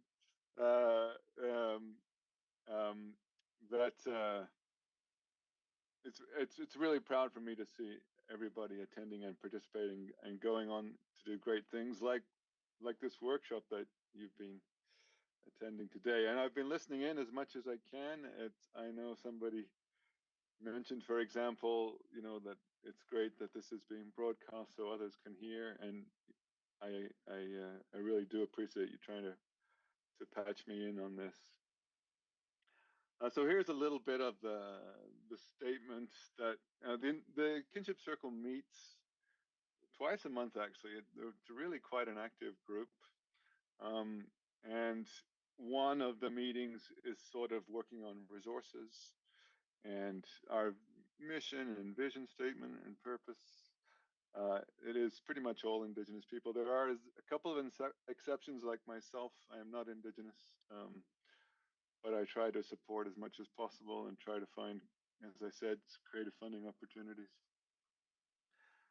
And so you can read the statement there of what we are trying to do with this. And as you're all invited to be part of this if you think that this interests you, and you can click around on that website for more. It's been going strong since then. Now here's a few more sort of snapshots of the website, and the purpose is really to build a cross-boundary community of practice. So we have First Nations representatives from all the way across the Great Plains. And actually, even though it did form in the Central Grasslands, we've had good representation also from the First Nations in British Columbia, such as the Okanagan Valley and others, where there are also grasslands. So we're really not exclusive about it in any way. And we do share information. We have a great knowledge exchange going. We give presentations. Here's an example of a screenshot, which is from presentation recently given by Bill Snow from the Stoney Nakoda Tribal Council, and Bill's been talking about the long work that he had for bison and grizzly bear cultural studies and trying to get Parks Canada to recognize Indigenous knowledge and involve the nations in the bison reintroductions into Banff Natural Park in particular. So this is just an example of one of the presentations. And another thing that I'm really excited about and happy about is we've been able to connect with First Nations as far south as northern Mexico. This here is Teresa Duran. Teresa is Raramuri. You might know the word Tarahumara, but they know themselves as Raramuri. And they are a First Nation of sort of northwest Mexico. They have 17 governors and sort of a structure of 17 communities. And they, it's very interesting in all of these engagements that we had with them. They started off by saying that, we have been forced or displaced or pushed into the mountains by the processes of colonization, but we have a very strong spiritual connection to the desert and the desert grasslands, and we really are looking to keep that alive. So it's been a super interesting dialogue that we've had virtually up to now, although we will be visiting their communities in November or December. We've finally got permission from all of the governors to do that. So that's another super exciting process. And when we had there's something called the Trilateral Committee, where the Fish and Wildlife agencies get together from Mexico, United States, and Canada. We actually had them present. They made the video in the Raramuri language, which we subtitled. This is kind of a screenshot of Teresa's video show. It was just an amazing moment to see them speaking to the Trilateral Committee in their Indigenous language, Raramuri. So that work will continue, and the first thing that they said was, like, we really would love to have a knowledge exchange with the nations further north. And there's so many others, like if Emily were here, she could talk to you a lot about, for example, the Buffalo Nations Grasslands Alliance, and some of those big initiatives that go on with the nations stateside. But there are a lot of those people involved in this as well. And of course, a lot of great work going on up here I'm guessing that you've been talking about a lot of it in Sioux Valley, so since you're there, but it's also, you know, we're also extremely proud to see what Cheyenne and others have been doing at Sioux Valley. I think it's since it's Cheyenne's birthday, I think I'm allowed to pick on her a bit. Like amazing work that you're doing at Sioux Valley, and we've definitely take notice of that and are proud to support that. And then here's another another sort of snapshot of it. This is a presentation given by Alvin Firstrider and Justin Bruce, head of the Ghana Ecosystem Protection Agency. Ghana is First Nation is of the Blackfoot Confederacy, so the Niitsitapi, and they are doing, like you, a lot of work with bison, what they call ini rematriation. Ini is the Siksipawesen word for bison, buffalo. And I love the word, they use the word rematriation, bringing back the buffalo, but the maternal aspect of that, the matrilineal line of that. So they call it the INI rematriation research, as you can see on their slide. And that's a snapshot of all of the environmental monitoring and different aspects. The native seed nursery that William Singer in the top right is working on, and even prairie restoration based on native seed collection and using their Blackfoot knowledge in all of that. So that's another program that we've been able to support. And I want to say that many of the connections that we made and the relationships that we've built sort of were enabled through this bigger process of meeting in person at these summits and attending conferences. And we've also sometimes found some additional money to send speakers down to other conferences, such as, for example, recently the America's Grassland Conference in Cheyenne, Wyoming. So we keep working on that, and we've also tried to listen as much as possible. So we did a few contracts with SEER. You probably know SEER. That's the Center for Indigenous Environmental Resources, and they held a series of gatherings for us on trying to sort of gather Indigenous perspectives on grasslands and also the issues that came up most concern. Wildlife health was one of them that came up big, so we had a special session on wildlife health, and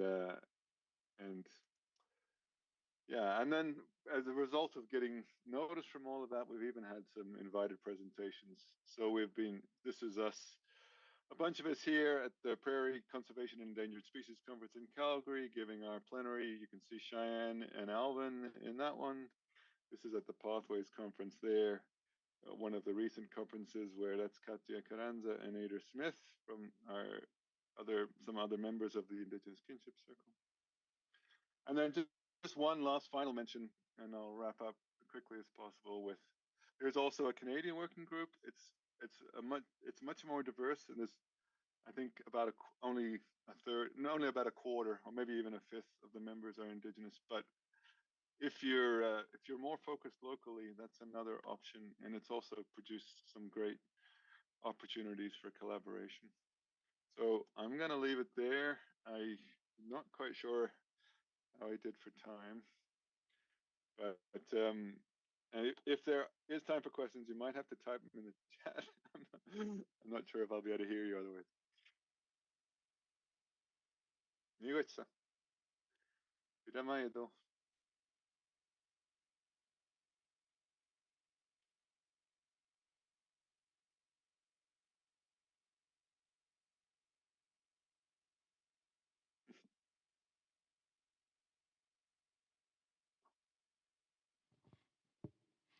We'll open it up to some questions. Are there any questions in the audience?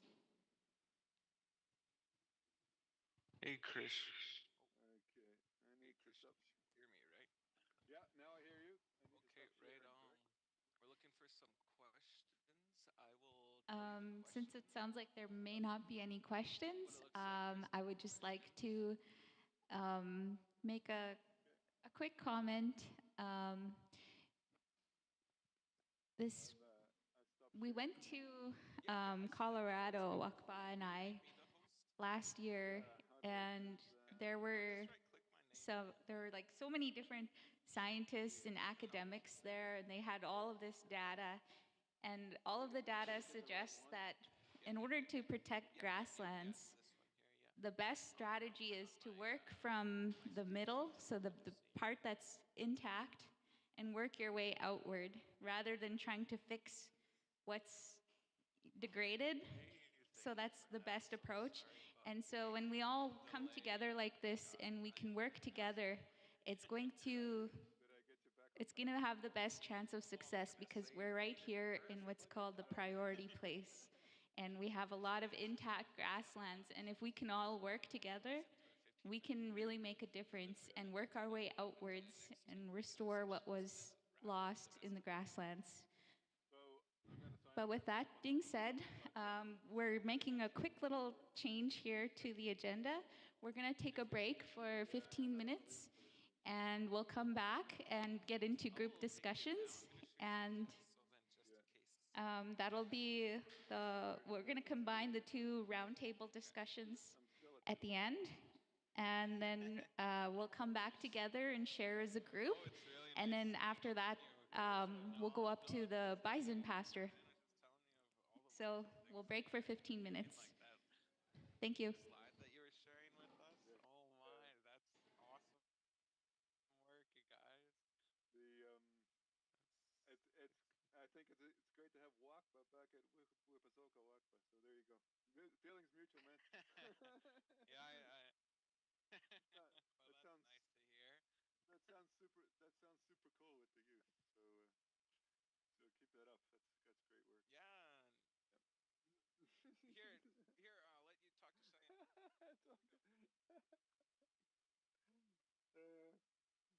Hey, happy birthday. Good job. Oh, thanks. It was kind of a bit. Thank you. We probably need to buy Wakba a beer. I think he was a bit nervous about the tech, but he fixed the problem. He fixed the problem, so we're good. Yeah, we'll get him around. I wish I could be there in person, but yeah, I wish you were. Josh is here too, and he said to tell you hello. Hey, right on. He said, "Miss you." Oh, hey, Taylor, on in.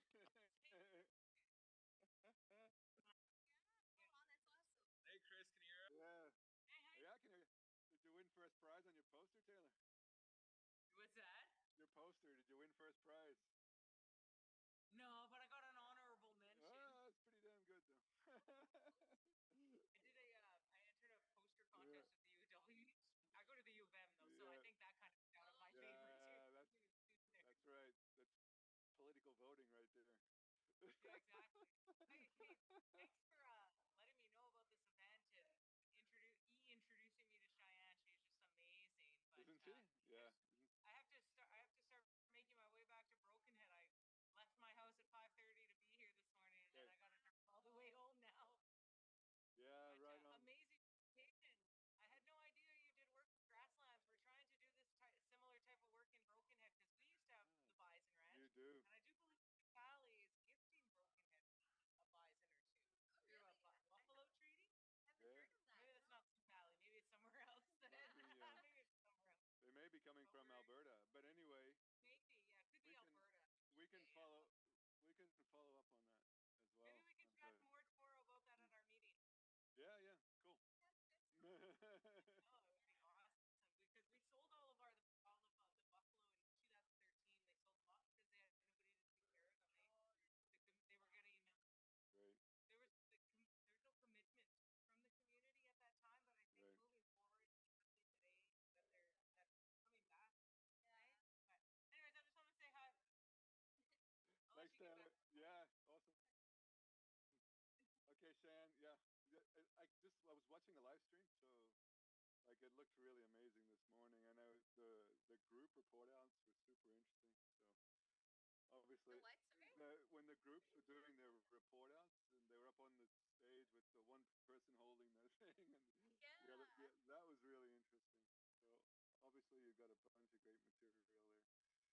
So everything sounds good though. Oh yeah. Yeah. Oh, that's good. Yeah, it was just totally fine on the live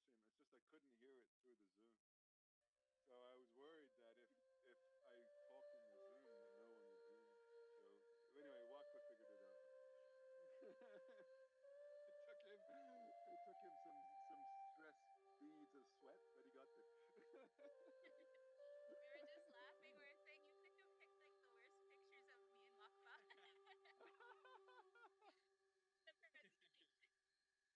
Sorry, I'll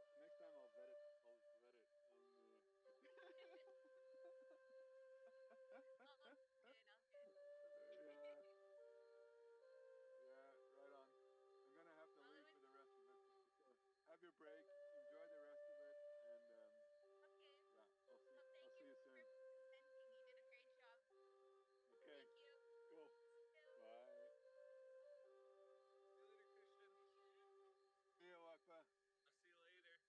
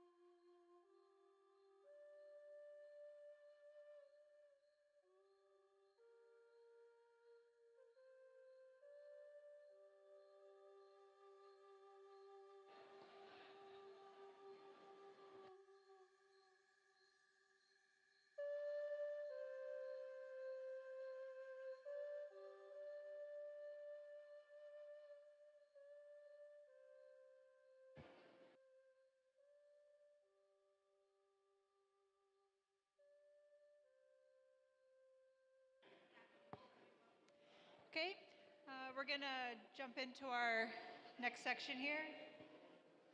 So if we could get everybody to come back to the tables. So for this afternoon, we're gonna go into some group discussions again. So we're gonna break out into tables. So if people wanna get into the same groups or mix it up, that's totally up to you. So in terms of kind of next steps and what we wanted to do with the next part of this plan, I'll give people a minute.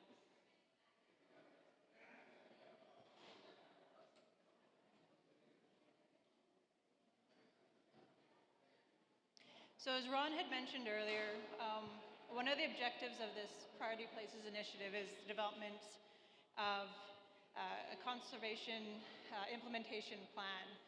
So the objective of this plan is to advance the recovery, protection of species at risk in southern Manitoba. And as you mentioned, we really want this to be a partner-based and a kind of community approach to this. So the next couple questions we have are kind of around what kind of actions and activities might we want to think about including in this plan and to share with other organizations, partners working on the landscape. While this plan is about species at risk, we're really looking for, and there's been lots of work done and there's current work being done across the areas we heard a bunch of today. Part of the approach here is to look for those new and innovative ideas, maybe activities we never thought about, activities and strategies and ideas that might have a more local focus, trying to think about, as Ron mentioned, we're not necessarily doing enough and sometimes things aren't working as we thought they would. And part of what we want to do today is understand maybe there's other ways of thinking about it, other ideas and other activities we could be doing to help be more effective and have a better chance of being successful in actions. Not everything that we're maybe going to talk about in ideas might fit into the plan specifically about species at risk, but the other part of this initiative is really about bringing together all the partners, people, communities working on these shared challenges and issues. We're hearing a lot of similar challenges and issues and priorities. And we've been hearing that across communities in the area. So we know there's a lot of shared challenges. And there's many, again, different programs working on the landscape. So part of this is really to bring all that together into one place, understand everything that's going on, what are the partnerships, but also maybe where there's a lack of action or a lack of opportunities or a lack of resources, and make sure we build that into the planning. So for this next breakout session, we have a couple questions. So first, we're going to spend a few minutes just brainstorming what kind of activities or strategies would you like to see in your community or in the areas you work or are important to you. This could be things that are already happening that you wish you would see more of or you think aren't quite working and need some change. It could be new ideas that haven't been thought of. But what are the actions you'd like to see occurring on the ground that could help with protection of nature and species at risk and other priorities in your community? What kind of things would you like to see happen and ideas do you have? So that's kind of our first question. We'll chat about that for a few minutes and then we'll jump into the second question after that. Okay, so we'll get into our groups again and do some brainstorming and then we'll check back in a few minutes to chat about the second question.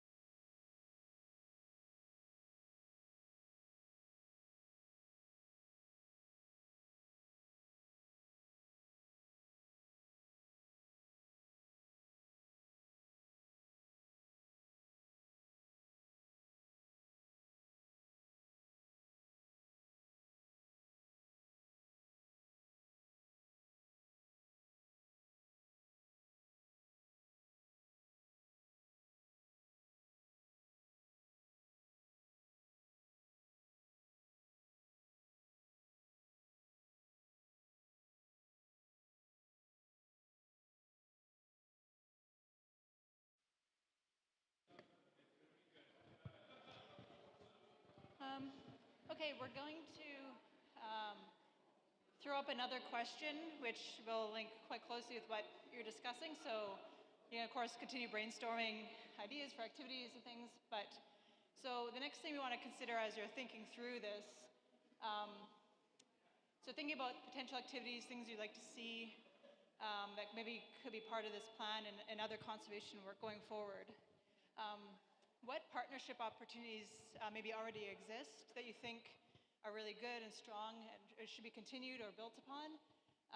Or are there new opportunities and partnership opportunities that you think will be very valuable or you'd be very interested in that could be used to help kind of push forward some of these strategies and activities? And the other question related to this is what resources are needed to maybe move forward with some of these ideas or resources to, you know, even all the other things that have been talked about and projects that already happened, what kind of resources gaps are there still, and what would be kind of the most important resources you think to advance this work and these activities? Yeah, so we've got another few more minutes, and so again, you can continue to brainstorm the first question as well, but just start thinking about this as well as part of that for us to, again, kind of frame what kind of actions should we kind of see in this plan and build maybe future conservation programming around.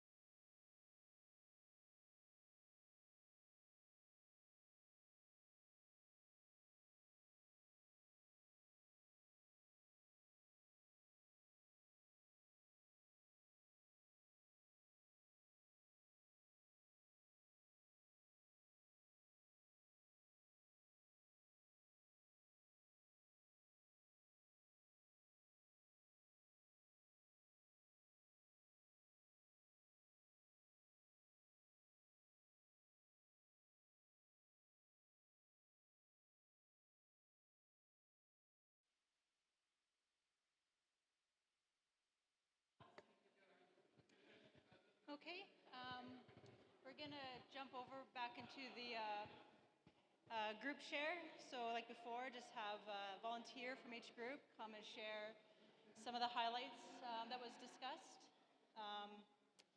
Yeah, we're jumping a little ahead of schedule so we can get out in our field trip a little sooner. So yeah, so do we have any volunteers who wants to be first?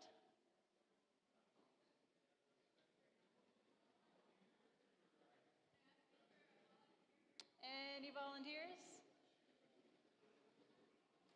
Yep, okay.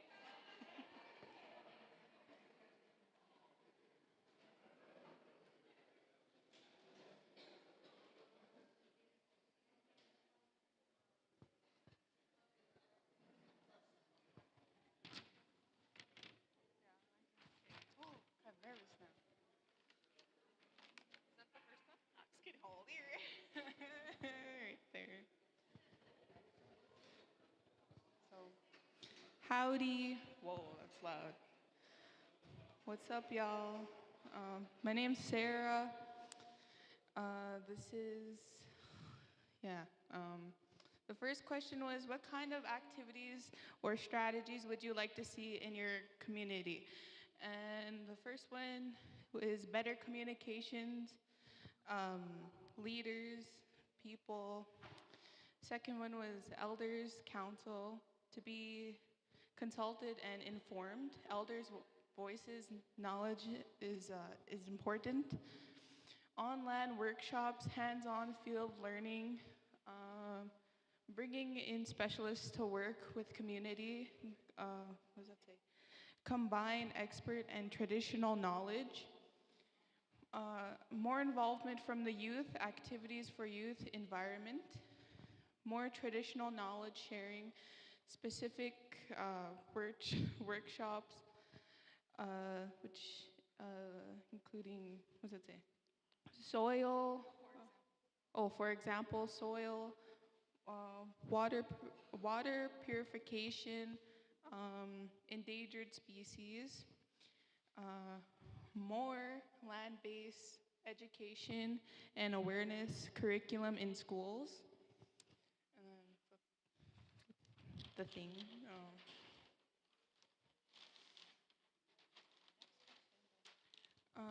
And the next question was, can show it, sorry. What partnership opportunities exist or do you want to see? What resources will be needed? The first one is Skinner Native Seeds.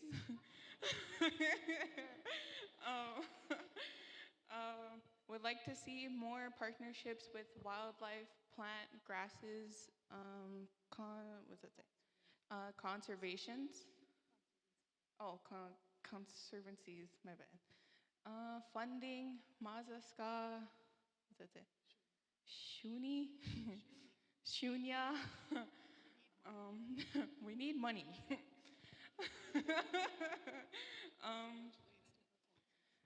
Which leads to proposals and processes how to write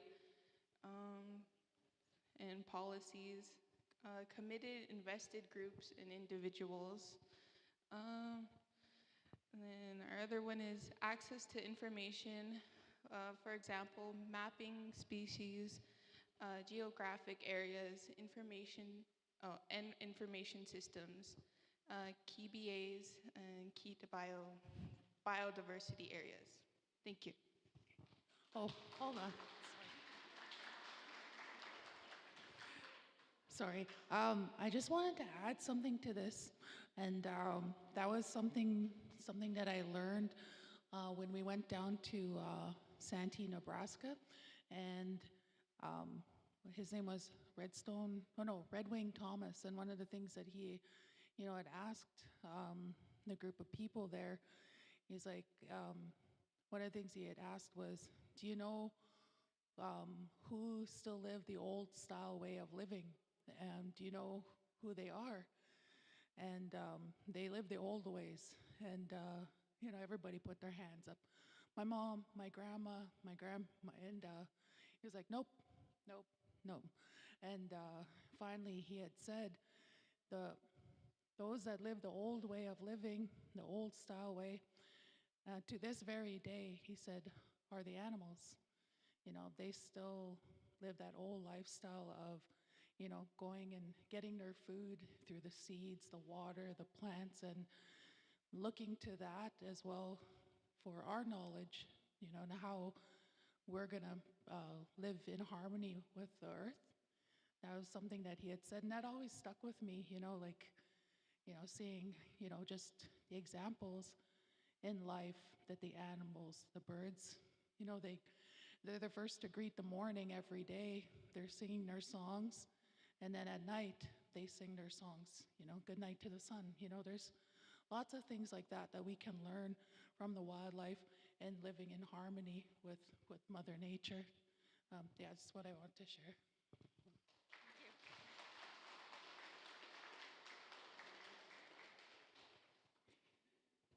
Do we have the next volunteer? Oh, got the group there.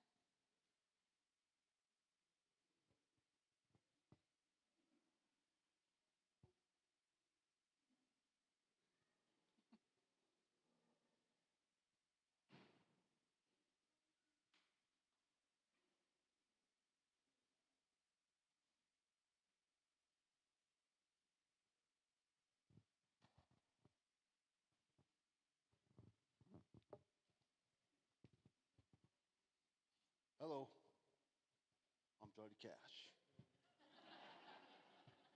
Ding, ding, ding. What was the first question again? No, that's part B. What activities and strategies? Oh, I didn't even look down there. I don't like looking down. Well, anyways, for the first question, what we all came up with was what's already existing. Most of us, both communities, that Sioux Valley and Berto, we pretty much have a culture camp every year. We bring in knowledge keepers and speakers to speak with our elders and our youth. We have our land-based training. We're going to be starting a hunting camp is what something we're talking about to do with the youth. We have a fishing camp every year. Up here. We're doing traditional foods, traditional medicines, working on teepee setups, which is, we're trying to work with the females with the teepee setups as that's actually a woman's role, not a male's role. It's something I learned. We want to get more elder workshops and teachings. Some of the stuff that some of the elders said was saddle making. This one was something from a long time ago called Sports Days. They had wild horse races, kayak and canoe races. I don't think they had kayaks back then. Fishing derbies, bike races, memory walks. I think that's what for the first one. But for the second one, we're looking at more resources, not just one resource. Ever since Jordan's Principle has been introduced to communities, I think that's been everyone's main resource was Jordan's Principle for helping out with a lot of stuff. They said spirituality, obstacle courses for youth is one big thing they would like to see in communities. Friendship, it's something I think we all lost and slowly coming back. We have to learn how to use that again. Communication and respect, because this is actually the first time I get to talk to a bunch of people without a phone.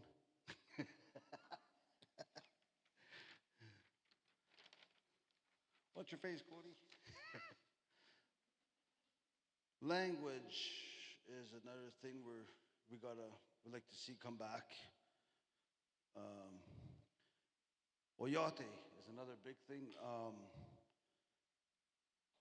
When you look at on a map, it has Sioux Valley Nation, Chinoo, Sioux Valley, all these other reserves.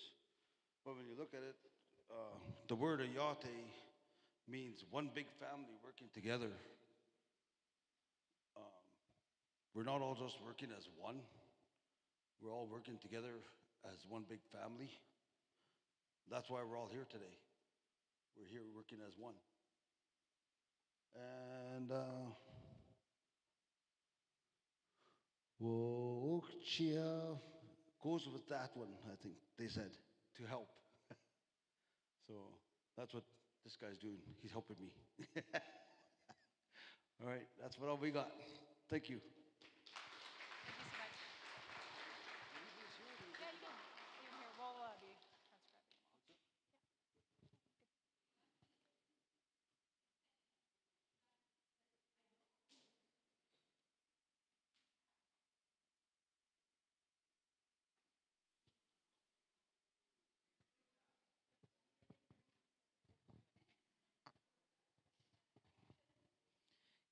Okay, so for our group, we came up with what kind of activities or strategies would you like to see in your communities? Elder and youth medicine picking, teaching the names of sage, sweetgrass, cedar in Dakota and Anishinaabe. Beading classes facilitated, beading and sewing classes, facilitated by knowledge keepers and elders. Drum making, tanning hides.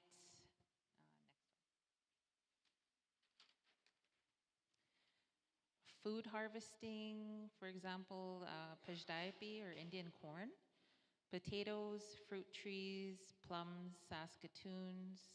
Hunting, community hunt.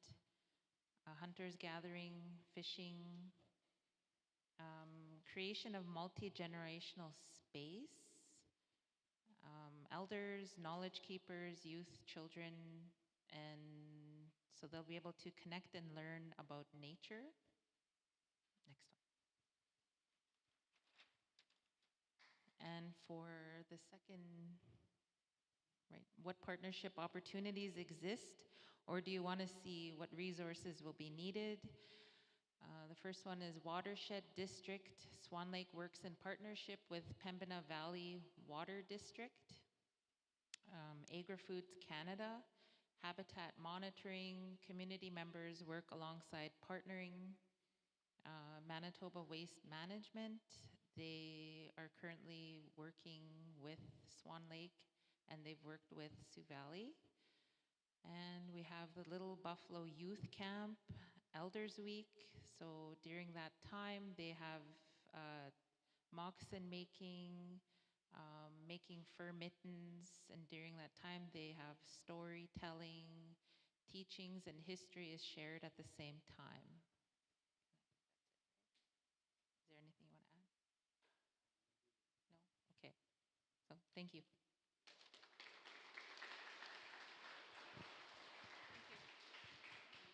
Yeah, you can leave it there.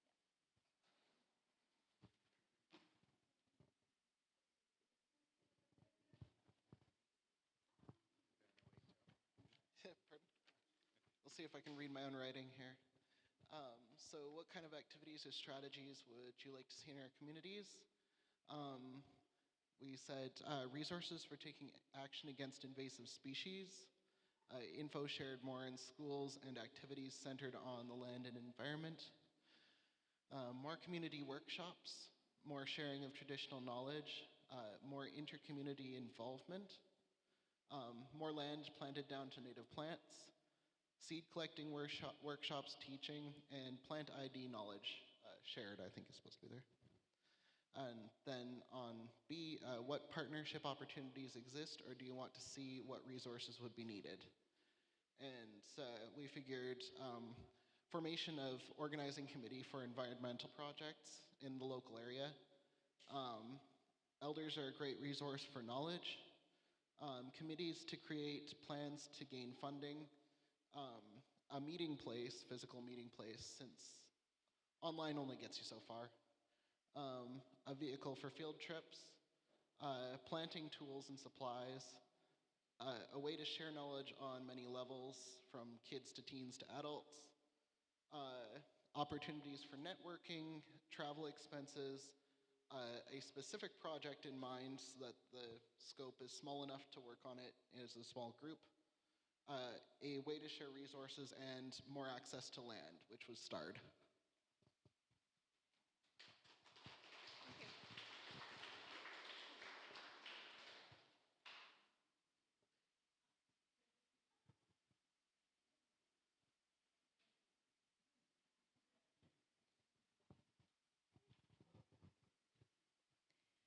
Hi everyone, my name is Marissa. I'm the coordinator for the Manitoba Important Bird Areas program. And our group had some elders from Sioux Valley, so I'll mostly just be sharing what they said was important to them. So for the first question, what kind of activities or strategies would you like to see in your communities? Some of the things that they mentioned was gardening and involving youth in gardening, mentored hunts, teaching youth how to hunt, tree planting and increasing the enthusiasm among younger generations for, having trees in your yard, sports and activities, increased knowledge transfer between generations, so getting youth back onto the land, building relationships with the land, so just creating opportunities for that.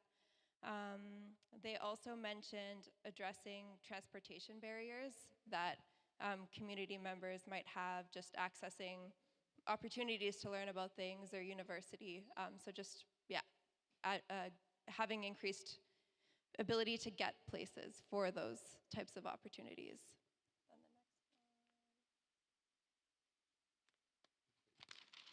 There you go.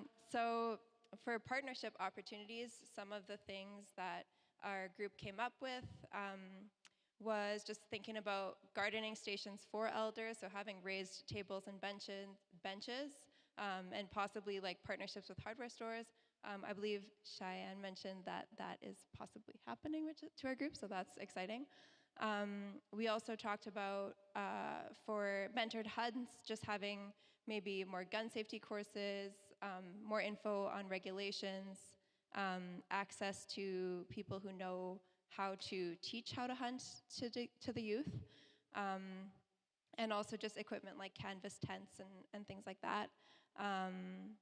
And for that, partnerships could be with land-based education organizations, places like Food Matters Manitoba, schools. There's an organization called Waterways that does a lot of different like camps and canoe camps and fishing camps and stuff like that around Manitoba. So that's some of we came up with for that. I can't remember it. One more page. Okay. In terms of tree planting, one of the partnerships that our group thought of was the 2 Billion Trees Initiative from the Manitoba government, Nature-Based Climate Solutions, Agriculture and Agri-Food Canada, the Indigenous streams of funding. And then we talked about thinking about maybe the elders noticed there's less amphibians and reptiles than there was before. And so just partnerships with citizen science platforms or schools to help collect data on how much of those we're actually seeing around. And then knowledge sharing, so just opportunities to visit, opportunities to gather, and recognizing that cultural protocol is different in each community. And then also just the importance of starting projects with ceremony. So yeah, that's what our group came up with.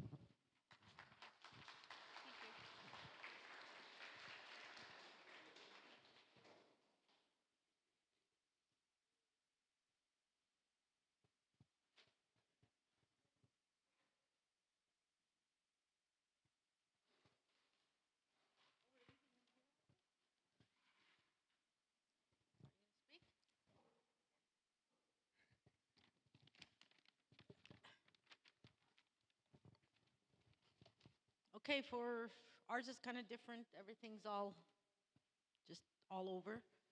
But what we'd like to see in the community is more traditional and land-based teachings, better waste collection strategies, more education and awareness, funding that is continuous, consistent, connections with horses. We are self-governed, so a lot of these things should be in place already. Leadership should be letting us do most of these things. Our concerns. When are these things going to happen? When does this information, where does this information go? And when is it shared back with us? Worried this is all about the politics. NDP visit. Lots of good ideas, but will they ever happen? And for partnership opportunities, resources, more band membership involvement, following up, cooperation, enforcement. Who is in charge of the resources? Bring in people to the community that can share knowledge. Example, the recycling, seeds, garbage management. And for the recycling, not a lot of houses have those little blue boxes. We're hoping that maybe that could happen and teach the younger kids about recycling,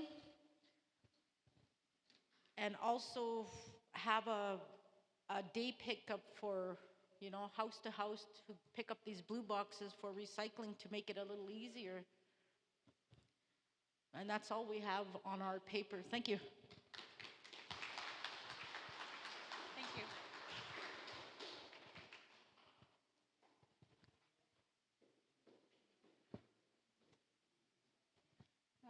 Do you have any more groups left? One group there?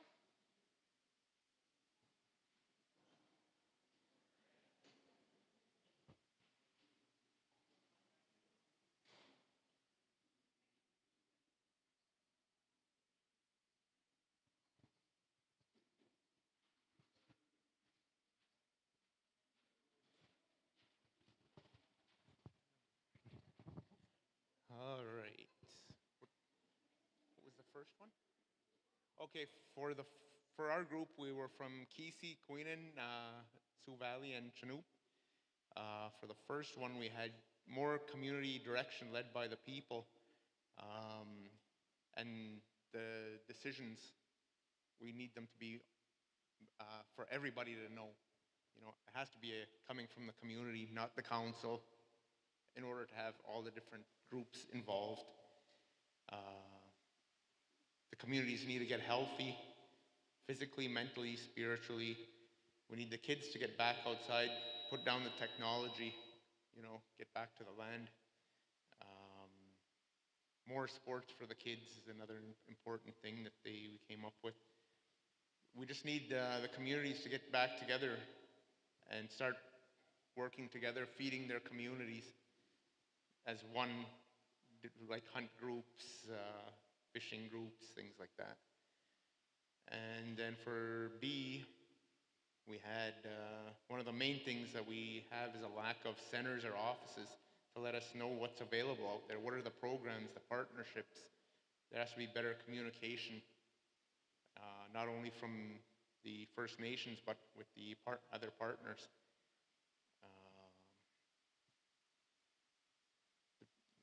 It came back again to the people need to know what's available, what kind of programs are out there, the funding, the management of the programs, resourcing.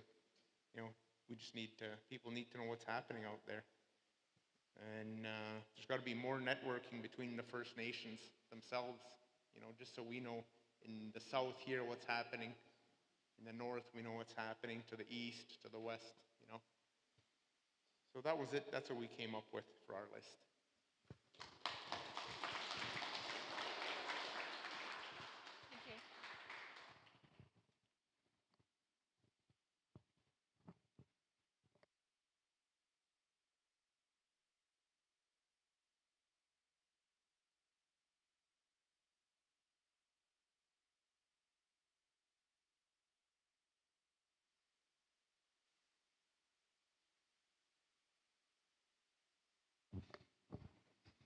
Thanks. My name's Lionel, representing Dakota Teepee First Nation. It's just a small reserve just south of Portage la Prairie, in case anyone didn't know. A lot of our ideas I reflect everybody's here. I think we all have the same concerns, the same ideas that we need to do to help heal our communities. And I think it's great when we all have the same ideas. It's obviously in a big group like this, it's good stuff coming from everybody. But for our community, the main thing we talked about was food sovereignty and how do we achieve that, and things like community gardens. I think a few people mentioned that already. One of the things we did talk about was we have a really small land base where we are, so we have to go off reserve to do a lot of our hunting, which means we're traveling quite a ways from our areas to do that. And one of the things we'd like to see more of a partnership rather than like a disciplinary type relationship is with Manitoba Conservation as far as treaty rights for harvesting. Seems to be a lot of gray areas with that we've run into, and we haven't really had a lot of success with trying to clarify some of those rights. So that's something we would like to have more of a partnership with.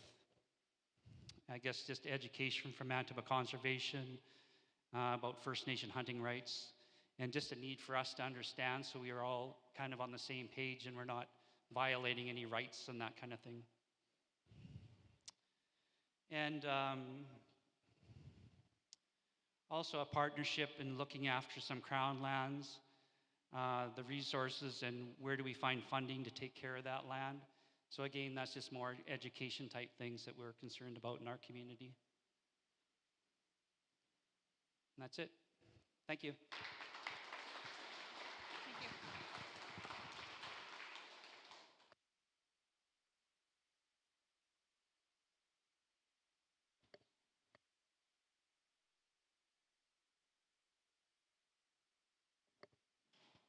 So I believe that was all groups. Hands up if anyone got missed. Okay. Yeah, so that was kind of our last kind of activity for the day. So we're just going to go through some wrap up and talk about what some of the next steps. So what's going to come next after this workshop, and hopefully this will answer some of those questions that actually came up in some of the discussions. So in the short term, we will be taking all the information that we gained today. We've been capturing notes, and of course we have all the notes people are taking in their breakout groups. So we're going to pull that all together and into one big report, and we are going to share that with everybody who's interested and has provided contact information. So in the short term, yeah, we're going to consolidate all this. In terms of this particular initiative, all this information is going to become part of that plan, the Party Places Conservation Implementation Plan that Ron was talking about. So all this will be considered and incorporated into that document. So that includes developing what we hope is a shared vision across the area, understanding what are the priorities, what's most important to people all across the area as it relates to the conservation initiatives in that plan. This plan is, again, intended to be shared widely and something, a resource for everybody. So even aspects of the discussion today that may not tie directly to, say, species at risk, all the information and the ideas are going to be, again, pulled together, shared with the many different partner and organizations. So lots of organizations came up today that maybe aren't here today, but this will all be shared with them. So we hope that this will become a piece of knowledge and information that's going to be used beyond just this initiative. So we are going to be sharing this widely. So we will share the report. This will also be going up on the internet. We'll be creating and putting on a website to share, so it'll be accessible. And it'll be pulled together with the same kind of information we've been getting from other workshops across the area. We're going to be continuing similar workshops that'll be a bit more targeted on key questions and strategies and ideas, things that came up here today, things that we've heard in other workshops we've held. So we're going to be continuing to do that. So we will continue to send out information about opportunities to continue to engage or participate or gain information about that. So our intent with this is to create new partnerships and relationships. So we also hope, coming away from this, we've built new connections. Hopefully this will turn into new partnerships amongst those here, but also those that we'll be sharing this information with. So we do encourage everyone to reach out at any time if you want more information, but we will be continuing to communicate over the coming months as we move through. Ron mentioned around March, we're hoping to have kind of an early draft of this plan, and that will be sent out to everybody to review and provide feedback and comment on. So we'll be continuing to reach out and engage over the coming months through this initiative. And again, this information will be shared with many of our partners. Yeah, and then I'll turn it over to Cheyenne for some other just closing pieces. Thank you, Rebecca. Wow, what a wonderful day. Thank you all for sticking out through the entire day. It's been a long day, and we're getting ready now to head up to the bison pasture. We're a little bit ahead of schedule, so we have just a little bit of time before then while we wait for the bus to come. But in the meantime, I would just like to say thank you all. Like, what an amazing day. And getting to hear so much, ideas and positive, stories. And I had different elders come up and share different stories about different animals and plants. And it was just, I'm so grateful for everything today. And I do want to say thank you again for our caterers. They're sneaking out right now. We just want to give them a round of applause real quick. Thank you all so much for all of your hard work today.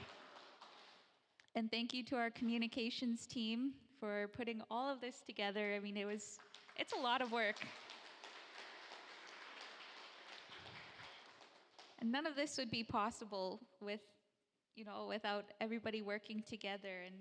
And that's what I love about this type of work is, we're all working towards a common goal, and we all, support one another. And I'm really happy to see everybody getting along today, and, new friendships, new partnerships, and I look forward to seeing those relationships continue to grow.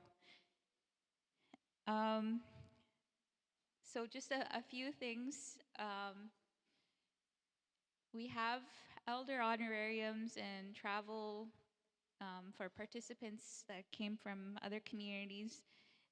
I'll be by the registration table there, so you can come and see me. Get that on your way out. And I do have some gifts up here for our presenters. So I would like to hand those out as well, gift those. And then after that, I would like to ask Elder Eugene Ross to come up and share a closing prayer and wish everybody safe travels. So I'm just going to put this down. Oh, and we have a door prize, so we'll do that draw as well. Just one moment here.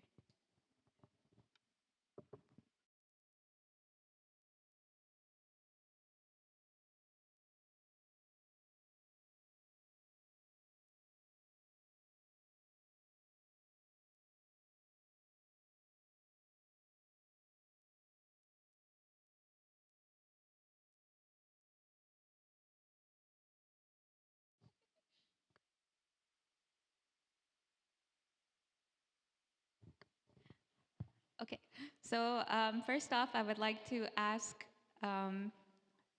Ron Basin to please come on up. He was our first presenter this morning with Environment and Climate Change Canada. Thank you. Thank you very much.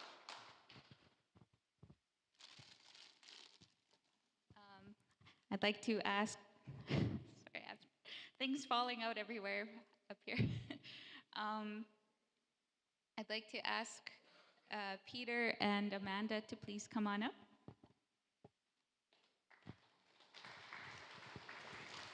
I'm just dropping everything.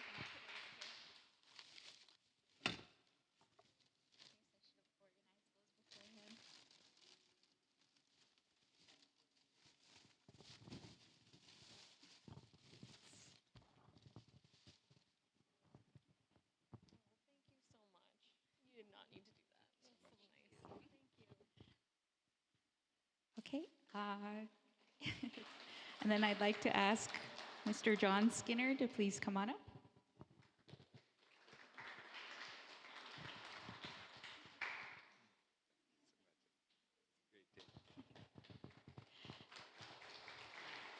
And now we'll do our draw.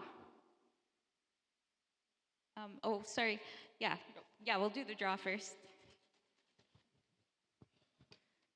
So we'll do it for the ones who are here. So if they're not present, sorry. Sandra McKay, please come on up.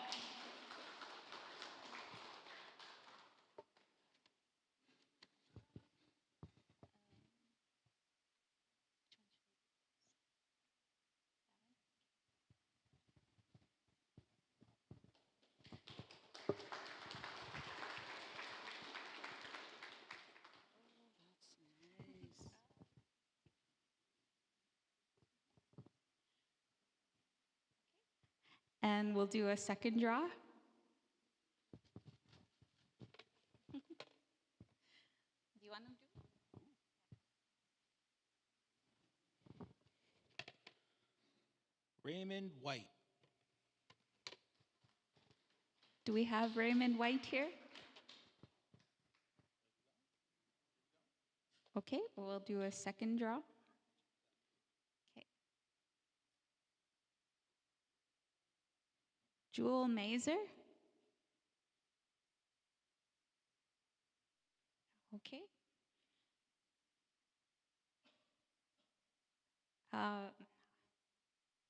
I know they're not here. Okay.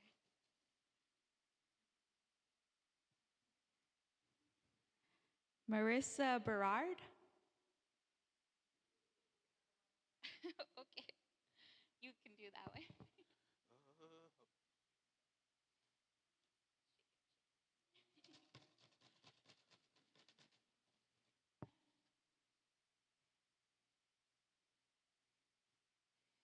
Oh, Manuel Burns. Manuel Burns.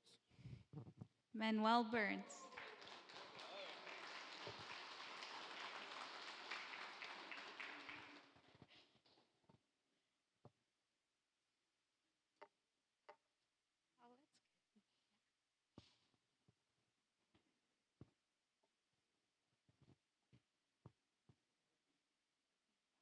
Thank you.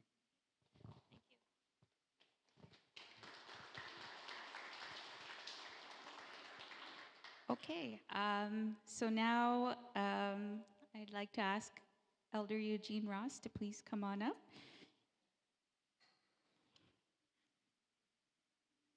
We'll have a closing prayer, and then we will wait for the charter bus to come. So we'll go up to the Bison Pasture next, and there Elder Oswald McKay will be there to talk about the buffalo and the white buffalo calf woman. Thank you very much. And sorry, I had one thing for you as well.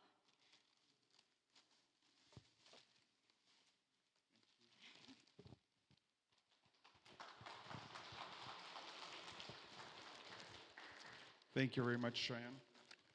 Again, thank you for the words of encouragement, the words of sharing. In order for this to happen, we got to work together and fulfill those dreams, fulfill what we set, the goals that we've set for ourselves. So this is what we have to do, working together. Again, I'm going to pray in the language that was gifted to us It's our Dakota language. I'd like to thank each and one of you for this day. It's been a long day for all of us, but we've all learned and we're taking something home. So I'm going to pray in my language.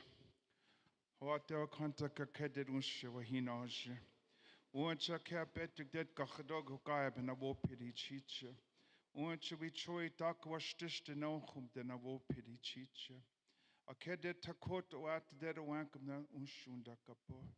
Unshunda kapo apetuk de kakhdogo kaib. Ditan ka de bna ka unshu doki hedaptik hana unshu chala kikte chiki chimoch. Ho mitak yawas.